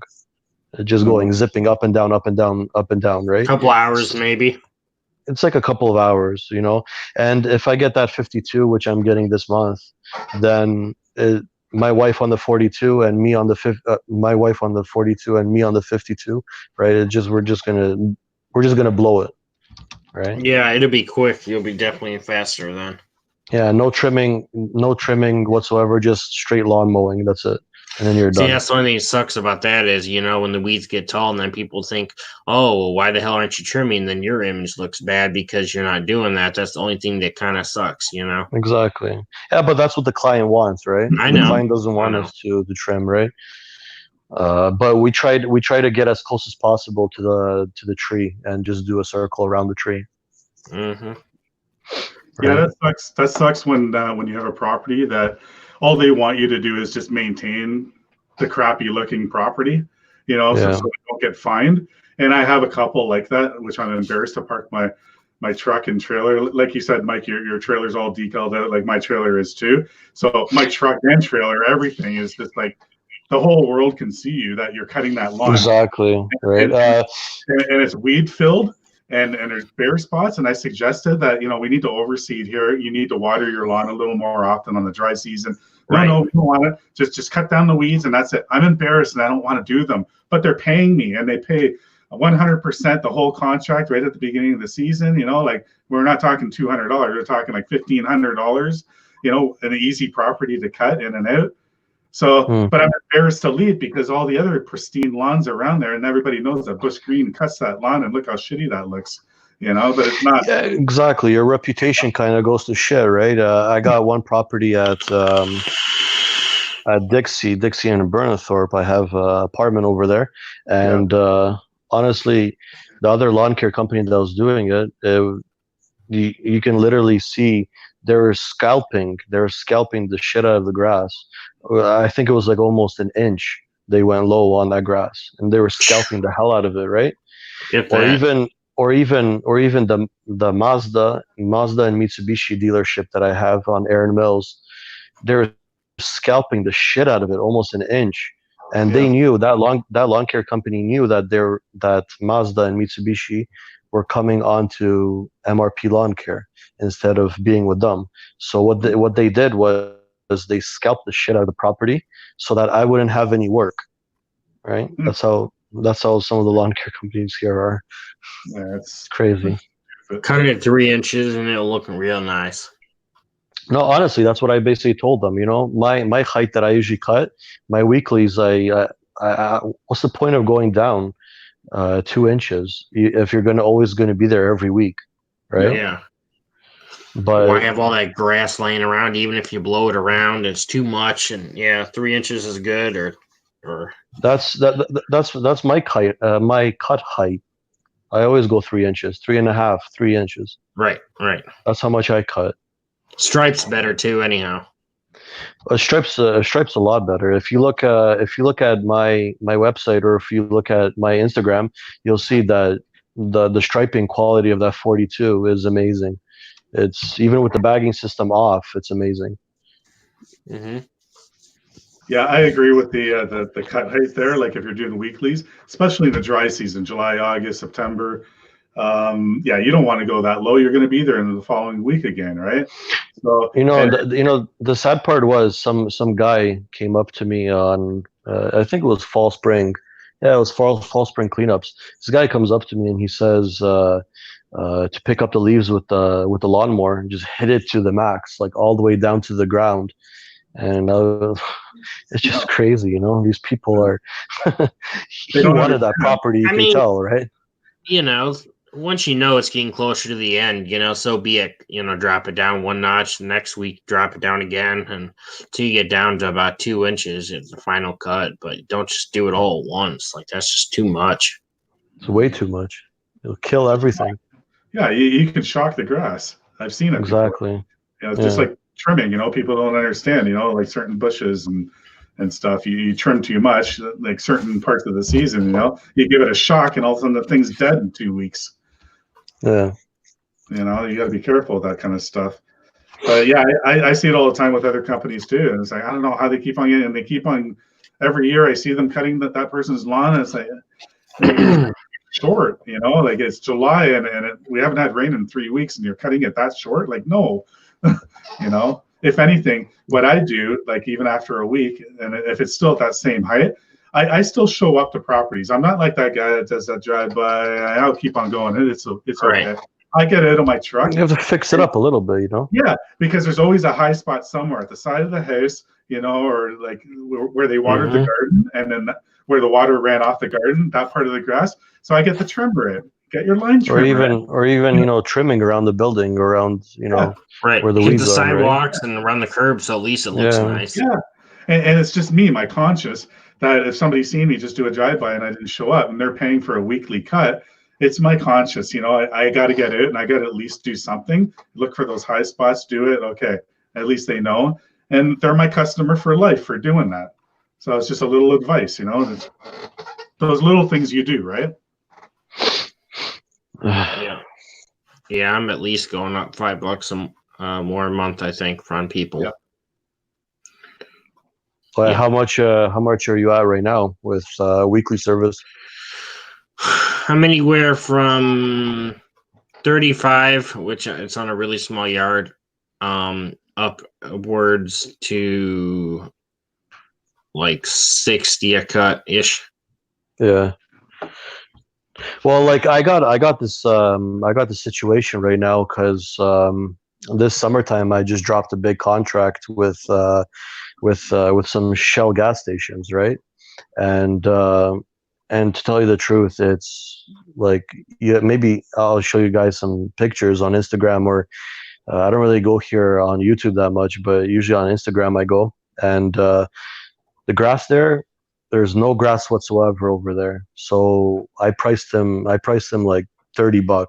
That's the lowest property I've ever gone to, was $30, you know. But winter there's gonna be a shell out of work. And those 5 gas stations that I have, it's gonna be nonstop, always go, go, go, right? And I tried quoting him as low as possible so that I could up the price up a little bit for the winter time, for the salt, for everything, right? And for our time. Yep. Yeah. Yeah, I think I'm gonna up my minimums too. Regardless, At least, you yard, know, small yard minimum at least 45, 50. $45. At least $45 is a good price. Like, even for the summertime, I don't start my truck for $40 a lot, you know. I'll only start my truck up if, say, for example, I got 6 or 7 houses in one street, right? Then okay, I'll go start my truck up for that, because there's 40, there's 50, there's 60, there's 70, there's 40 back again there, and there's 50, right? So right there you got quite a bit. So that's worth it. But after $40, if somebody lowballs me after $40 weekly, I don't start my truck. I don't even go to their house for that. No. Yep. If they can't handle the price, see you later. You'll find some people. Yeah, well, you'll find students that do it for you, right? Or you'll find somebody else that does it for you.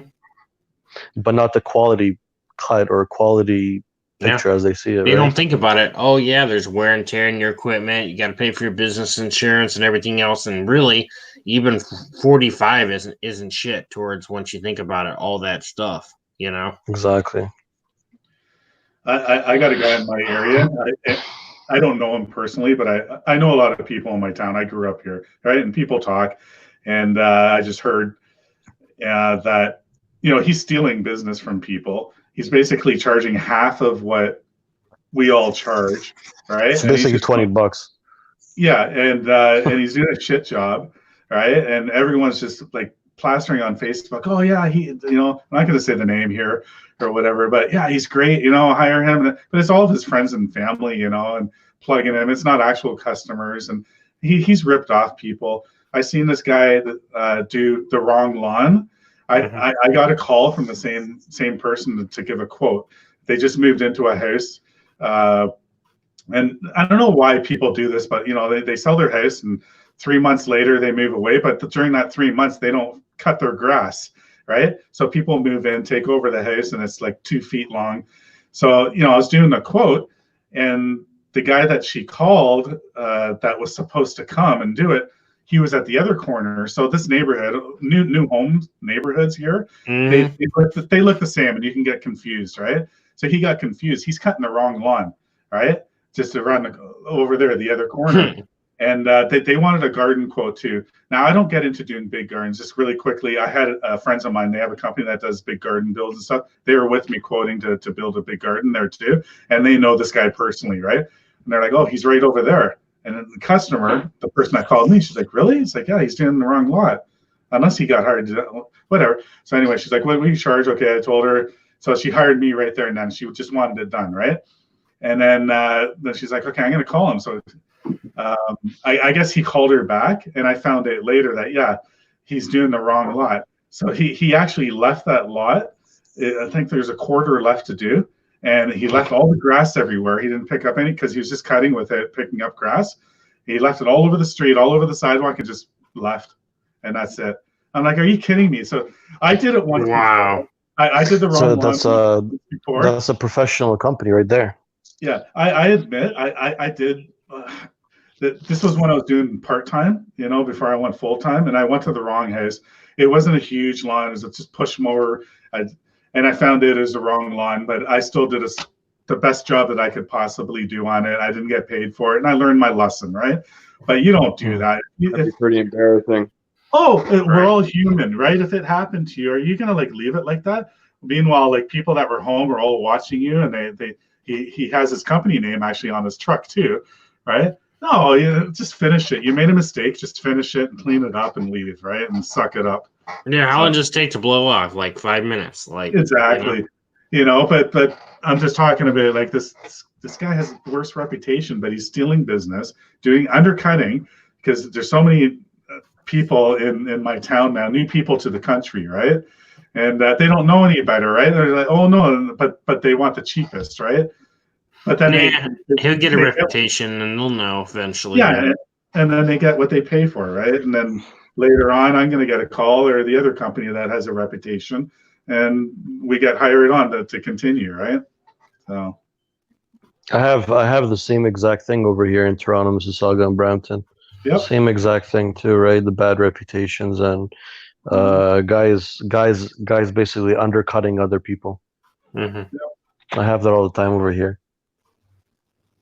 if we all kind of stick to the same pattern, like there's a lot of work out there. Like for Mike and I, like we're really close in areas and stuff. There's a lot of work for us, and I'm not worried. My phone's going to ring, and I said, nah, I'm not going to steal anybody's business. It's good for them, I do a lot of lawns that there's another company doing the next door neighbor's lawn. It's like, but they're not stealing my business. I'm not stealing their business. They're happy because they built their relationship with that customer, and my customer's happy because I have a relation, and you just keep on doing what you're doing. Well, to tell you the truth, there's not so much competition over here in Canada, but there is a shit lot of competition in the States, as what I heard, right? Because in the States, I've been there and I've seen if one lawn care company even gets on their territory, they start slashing each other's tires. Oh my It's god! huge competition over there. Oh shit! Yeah, it's huge competition over there. Never seen that around here. I'm sure it's happened, but never. How can you live with yourself like doing that? Like Normally, people would just talk about people, or they'll, do this, and Yeah. I mean, but still, that's uncalled for. But whatever. Yeah, it's Crazy. ridiculous. I know. Matt, you still there?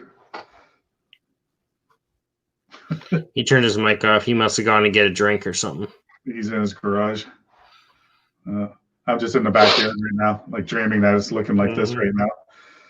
It's just wet and miserable right now. At least we got some mild temperatures this week, eh, Mike? And the snow's gonna be melting up. Yeah, that's true. Finally, finally, the snow could calm down a little bit, and where I piled up the snow, it can get a little bit lower. Yeah, exactly. Especially on most of my properties, the commercial especially. I piled it up so high. But what I like about the lifted truck is it acts like a bobcat, and it goes up. It goes up quite a bit. It goes higher than normal trucks, and I like that a lot, right? Yeah. And so I could pile up higher. And make room too, so that's kind of nice. Yeah, that's true. That's true. Yeah. Well, we got somebody new in here. Who's that? Is that Milky Bar Kid? Yeah, I Or think Mike? so. Yeah. Hey, Milky Bar Kid, where are you from? Yeah, who knows?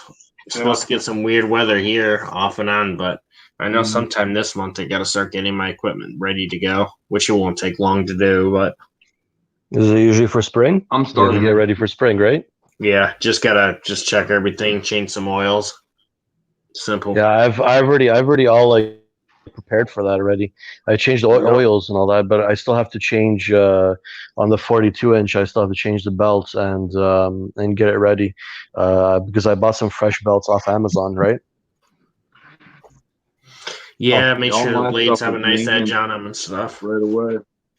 Yeah. What's that, Matt? My stuff was maintenance as soon as we were done. Yeah. I didn't get a chance to. The weather turned crappy, and then so it was like whatever. So I got all mine done like closer to the end of the season. And my two John Deeres I brought to the dealer in January. They're supposed to do in December, but they kind of got busy with some snow equipment. I wasn't in a hurry, but I just dropped them off like in the new year, the first week in the year. It's extremely hard to tell here in Canada if the snow is going to drop anytime soon. It could just, you can wake up, right? Like say for example tomorrow, you can wake up and we'll get 2 inches, right, out of nowhere. It's crazy over here. Because of the lake effect, right? The Great Lakes that we got over here. So there might not be snow in the forecast coming, but you get the lake effect, right? With the temperature, like depending on which way the wind's blowing, if it's coming from the north, and we're getting it off of Lake Huron there and Superior, and it comes down to our area in southern Ontario. And then you got Lake Ontario and Lake Erie, and then everything kind of bounces around. And I've seen it before that is just circling around and around like a tornado. You watch on the radar. I'm sure you guys watch radars too, right? For and stuff, and you just see the pattern of the wind, right? The way it's going, like especially like for Mike and I, a few days ago, whatever, it was just extremely windy. Like we had the worst conditions. There's so many snow drifts. Like I did a video with the snow drifts, right? It's crazy. In my area, it's just everything. Crazy. Everything, like all the garden beds, everything, all that snow that was piled up nicely. Everything just went on the sidewalks and on the roadways. It was terrible. Yeah, and everything ices up because it's freaking like minus 28 with the high winds and cars driving over it, and you can't. On one property, I had to salt almost like 15 bags of salt on one property.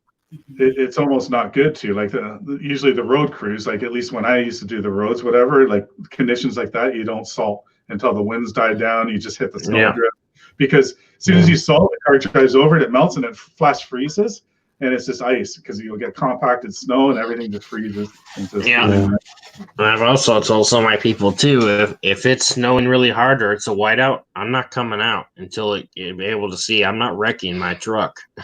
See, that's the problem. That's the problem right there, and commercial properties see that you're not opening up anything for them, right? Or opening up the sidewalks or opening up the roadways for them, and they started calling you and complaining, and it's just nonstop. And you're dead tired at the end, you're like closing your eyes on the road when you're driving, and that's why we're out all night and all morning, all day, basically, right?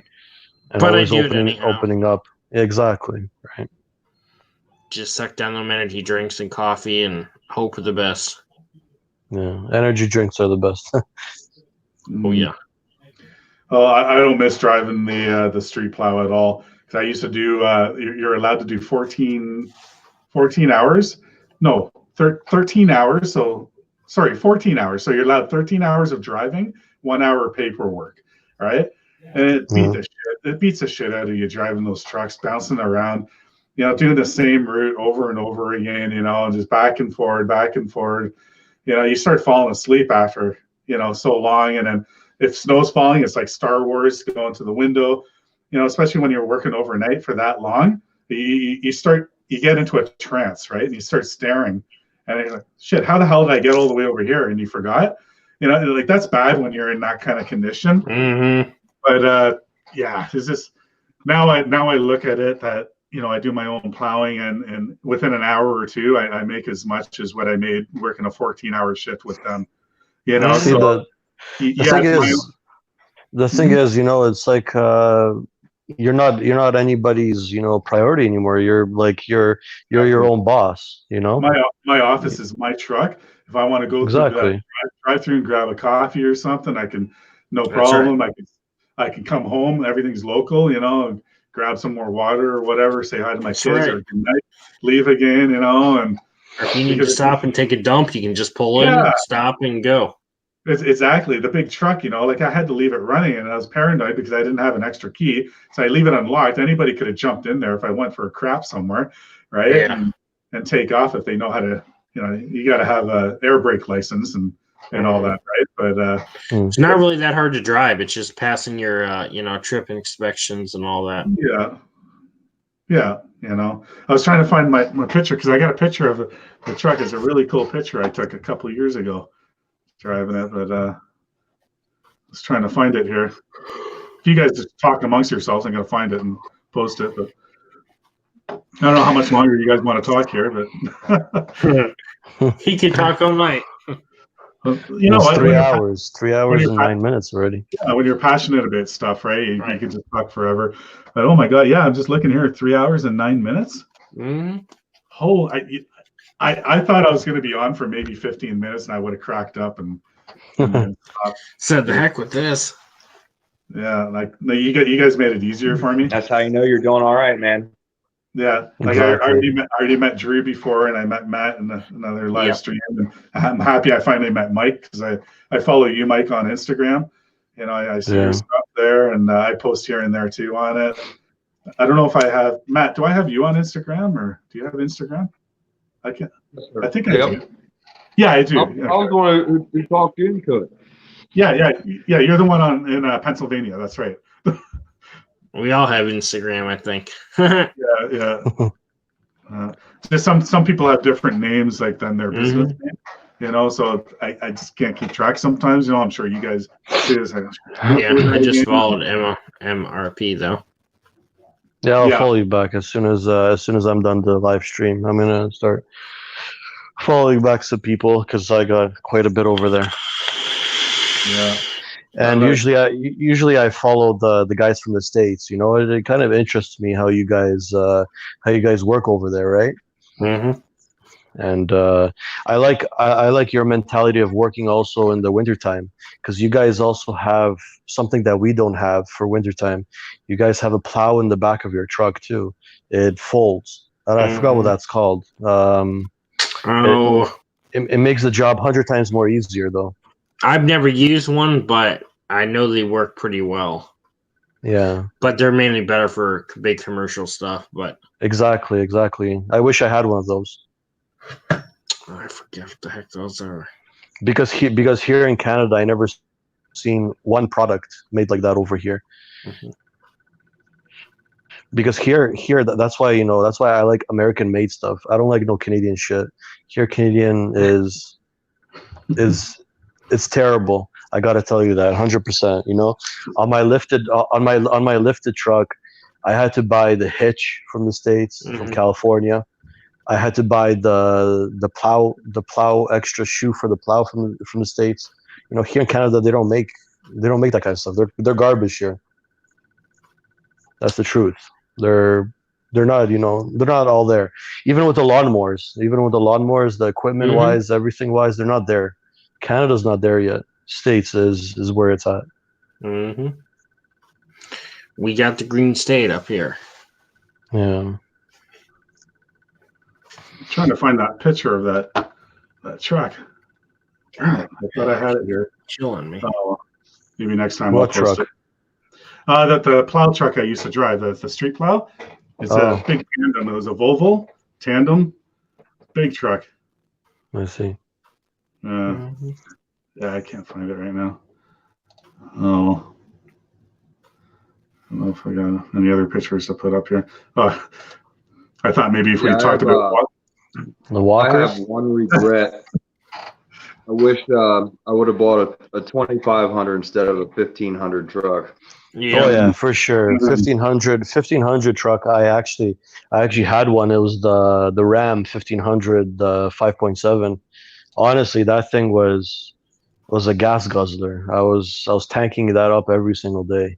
And not only that, but the weight distribution on that thing is garbage. You can't even put a skid of salt on that thing. The ass goes all the way to the ground. That's why I upgraded to a 2500 Cummins. I have a 14 Ram 1500 Sport at that with inch rims and shit. It's fully loaded, hood scoop. I mean, it's a mean looking truck, but it's got the 8-speed transmission in it, which the fuel mileage is actually pretty good pulling a 16-foot trailer with 2 mowers on it. I almost get 17 miles to the gallon. That's all right. And the power's there too.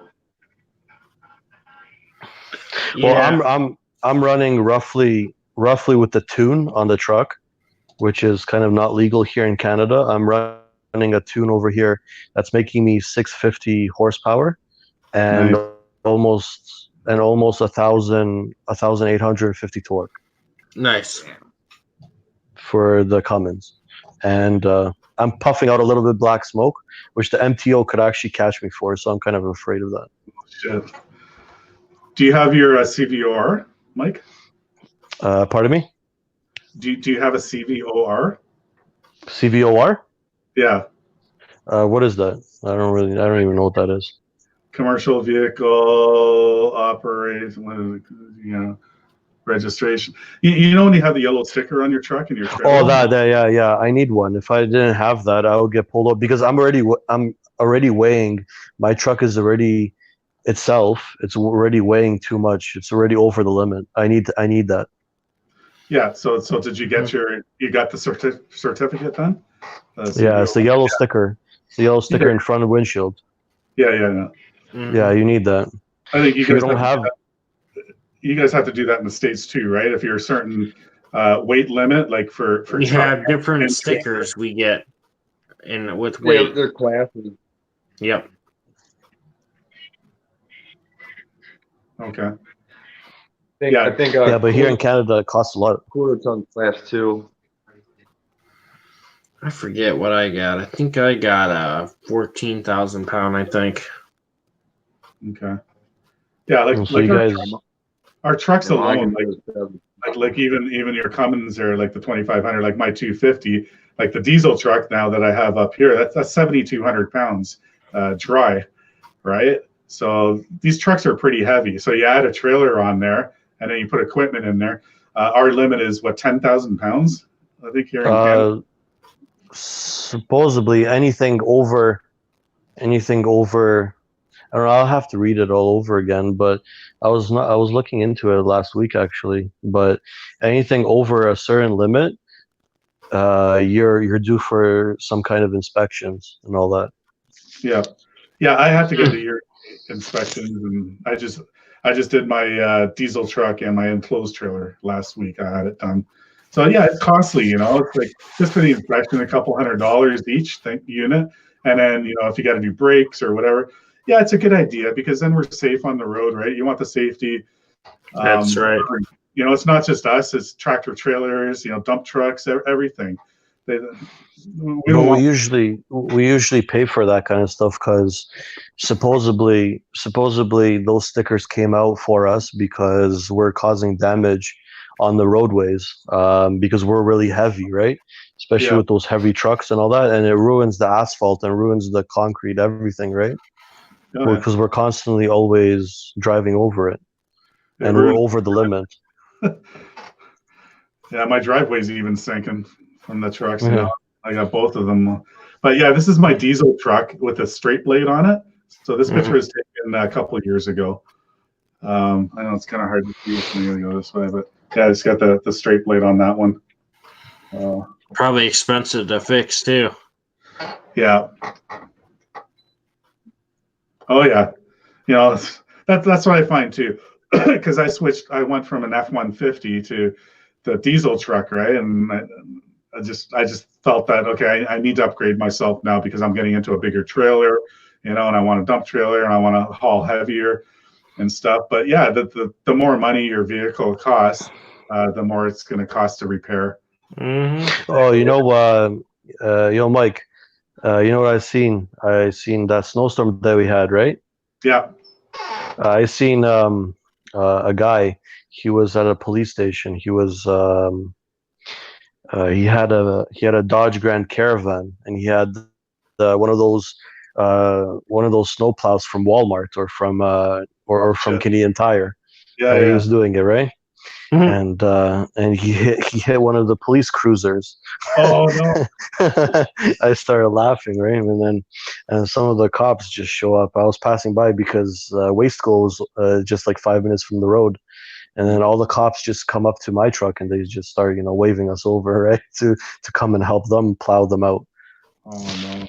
I see so many people. Like, you know what? Those plows are okay, like just for your own driveway, a residential. Exactly, not for commercial. Right. Yeah.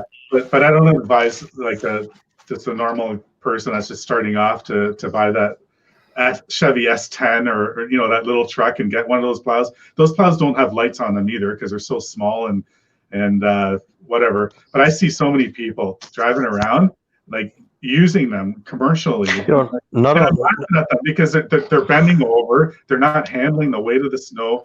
You know, it's just, oh my Oh God. yeah. and not only that, but it just they're stealing these properties for such a low amount of money, and then you see like 7 or 8 guys coming out of a minivan and with shovels and picks, right? And Yeah. it's just hilarious, you know. Mm, Do you guys have that in the States too, Drew and Matt? Like you got a little bit. all these little people, like, you know, they're like little elves, and they jump out of a van and they shovel, they all jump back in, and Go into the next one. I've never seen a minivan plowing. Oh, it's hilarious. It was Yeah. hilarious. You should have seen it. It was actually on one of my stories on Instagram. He was parked at a Shell gas station. It was I've seen actually another one. It was like it was a PT Cruiser. It was a PT Cruiser with yeah, it was a PT Cruiser with one of those Home Depot plows. It was I started Wow. laughing my ass off. a PT Cruiser with a little plow on the front. It was, and they don't even make those cars anymore. No, well, it's a neon, right? It's a neon chassis. Yeah, I think so, right? And then I was just grabbing my head, and I was like telling my wife, I was like, oh my God, he hits 2 inches of snow and his whole frame will break, right? Mm-hmm. Oh my God! Like, do they put a leveling kit on that? Ram a pile with that. And not only that, but it was also lowered. It was lowered at least 1.5 inches, and I was like, oh my gosh, that's a disaster waiting to happen. Yeah. Sorry about my picture going on here. My office is in our bedroom. My wife's going to bed, so I got 5 minutes. So Oh, sorry, do you want me I to got go 5 like minutes too. yeah, just leave the light on for 5 minutes, please. Yeah. I can't turn on the light right here in my office because I'm like super bright and the light illuminates off my head. So I have another light on just over in the other part of my office is just off. That's of our what I bedroom. did. Yeah. Yeah. Oh my God, I can't believe that. 3 hours and 21 minutes. Mm-hmm. That's crazy. That's good. No, thanks guys for coming here and. This Oh, much yeah. closer to being monetized. Right. I'm not worried about that. You know, like I Soon said. I'll be super chatting you. Right. Oh no. I don't even want that. All my videos, I have copyright infringements on them because of the music I put on. And you know what? I did it on purpose. You know, I'm just having fun with this. I just want to share what I'm doing. I want to network with people like what we're doing right now. You know, and we can learn off of each other, right? We're all doing the same thing. It doesn't matter if you're over there. That, man. Yeah, it doesn't matter where you are in the country. We're all doing Right. the same thing, you know, or in the world, right? So we just had Some days I wish I was in the States. No snow whatsoever, just straight lawn I know. care. yeah. There's this one guy I was in a stream with. He's in Florida, and he kept on. Who's that? Drew? Remember? What was his name again? Because you're in that chat too. But he kept on saying, "Oh my God, it's cold," you know, and this and. Oh yeah. our- What the heck our was that guy's temperature- name? I was doing the conversion, Mike, and it was like 23 Celsius in Florida, and he's like, it's getting Gosh, cold." I can't remember his name now. You see his feet while he's walking in his backyard, right? And he has Mhm. sandals on and shorts on, and like, are you kidding me? And that was a time when it was like minus 20 here.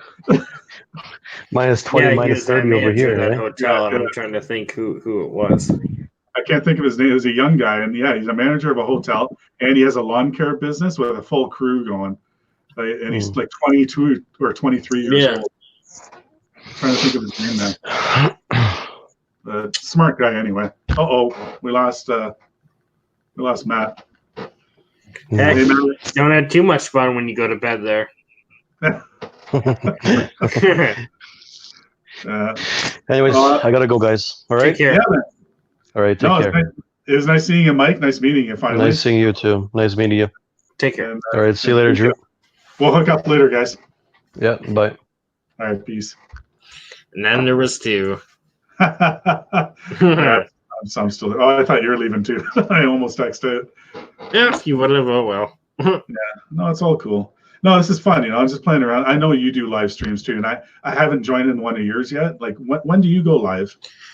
It's kind of all depends on how my schedule is and what's going on, actually. Yeah. Like, I thought about doing a live stream tonight. I thought about it because I haven't done one in a minute, but. Yeah. You know what? Like, I was chatting with, I chat with Sean, right? Mhm. All the time, like on WhatsApp, like personally, whatever.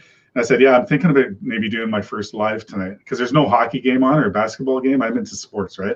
So if there's a hockey or basketball game on, then I won't be on YouTube. Sean, who? Sean from Minnesota Lawn and Landscape. Oh, yeah. Yep. Yeah, sorry. Yeah, so because nothing was really going on tonight, I'm like, you know what? I'm just going to do it. Just see what happens. If it lasts 5 minutes, it lasts 5 minutes. If it lasts like 3 hours and 24 minutes. And I really want that blade sharpener Sean has. I know, right? Like, I want to try that too. I saw one on the internet today for, what was it? Like $460. I mean, kind of pricey, but it'll last. Yeah. Yeah, And that's not with the collector. You'd have to get that separate. I think that's another $100, but still, I mean, it's not bad. But everyone I've seen that has those love them, and they say that there's no issues, and the blades are true at 30 degrees and they'll last longer. Yeah. Yeah, I seem to see that. I see that too with other people that are using it. I just use a bench grinder. Same, yeah. It works. It takes a little longer. You just gotta watch what you're doing and have the correct angle, and but yeah, to use that other thing. Oh, Matt's just Matt's pad died. Yeah, Matt, if you can, well, I guess you can still hear us. Thanks for coming in, man. And, Yeah, take care, man. yeah, and yeah, I'll do this more often. I'm not gonna do it every day. I'm not gonna be a crazy stream guy, or whatever. And Heck, at least once a week or something. Like, hey, Yeah, what's up, people? yeah, once a week or so, we can all get together. Like we can take turns. Matt, you can fire one up, or Drew will fire one up. Maybe, Right. Maybe we could just Instagram message each other and just say, hey, I'm gonna fire up a thing if you're available. Because I'm not always on YouTube. Like I said to myself, I can't be on it all the time. I got work to do. Now I got to get That's my right. when the lawn season starts. I'm not going to be on here all the time. Like right now, I'm really going to be curious once I get going with lawns and see if everybody stays and all that, Yeah, and everyone won't, but once in a while we can get together maybe, one evening or on a weekend, on a Sunday night or something, just plan it. We can all message each other. Yeah, let's go on and then see who joins in, right? It might be better on a Saturday night because then Sunday you'll be getting ready to haul ass on Monday for work. Yeah, that's true too. Hockey games are on Saturday nights, and or something. We'll figure that out. I got to figure out and bring a TV in beside me here, so I can listen to you guys. And yeah, he scored. All right. Or maybe do a midday Saturday stream or something, or an earlier morning, like when you get up or something. And yeah, no, absolutely. Yeah, let's. Oh my God, almost 3.5 hours. Did I beat Sean's record yet? No, I think Sean did an over 4 hour one before. Yeah, so you do pretty long ones too. I sometimes. Yeah. Let me know. We're hooked up on Instagram, right? I believe so. I'll double check here. I'm pretty easy. Bush Green _ lawn care. Remember to get the C in the bush, right? People forget that. So Bush Green _ lawn care. Hey, Matt's still listening. Yeah, I'm sure you heard that, Matt. That yeah, we'll try and do this maybe once a week or something. Once the lawn season starts, it might be a little less than that, but if we can all just kind of connect, just send an Instagram message, just say. Yeah, we are connected now. Okay. Yeah, actually, my phone just vibrated here, so. Yeah, okay. I'll connect with you after. Or I think maybe I might have been already. Oh, I don't know. No, yeah. We weren't. Yeah, if we all just kind of send a message out or something to our little group right now, we'll grow the group, right, and get more people involved. We got Sean too still. It's too bad Sean has internet problems tonight. He's got the dial up, right? So. Man, that AOL just isn't cutting it. Yeah. Matt just said he's down with it. Yeah, I enjoy it too. It's cool. It's just chill time, right? And just yeah, Just talk about And it. everybody tells me, why the heck are you doing this? And I'm like, because it's fun. It's like, some people are like, why you talk to creeps? I'm like, there ain't nobody like that. Like, No, lawn care community here. Come on. exactly. You know, and you know, I'm not going to do any of those gross streams and whatever. Like some people are good at it. I won't be good at it. My Yeah, throat's I sore mean, right neither. now. I mean, I might try one just for the heck to see, but I probably won't like it by any means. I can't read like some of the names for. I can't pronounce them. I'll be like this with my reading glasses. Yeah. So no. Yeah. I can't do it. I'll say hey to people and whatever you want to join in, let's talk. Or, you know, people can connect with each other that are in here. Why not? Subscribe to each other. Sure. You know, Mm-hmm. but this is cool. Just do this. This is my whole idea of what my streams are going to be is just like Right. this. That's it. 100% just like Yeah. this. Come in and chill. Yep. Yep. All right. Let's, yeah. Yeah, go to bed now. Go take care of the wife. The wife wants to go to sleep. So, Yep. Take care. okay. Talk to you later, Drew. See you, Matt. We'll see you. All right. Yeah. All right. Thanks, everybody. I don't know who's still in here. There's 2 people showing in here. So I know Matt's still in here. Austin, are you still here? Anyway, guys, thanks for all your support. This is awesome. You made it easy for me. I can't believe I went this long. But yeah, we'll hook up soon again, and peace to everybody.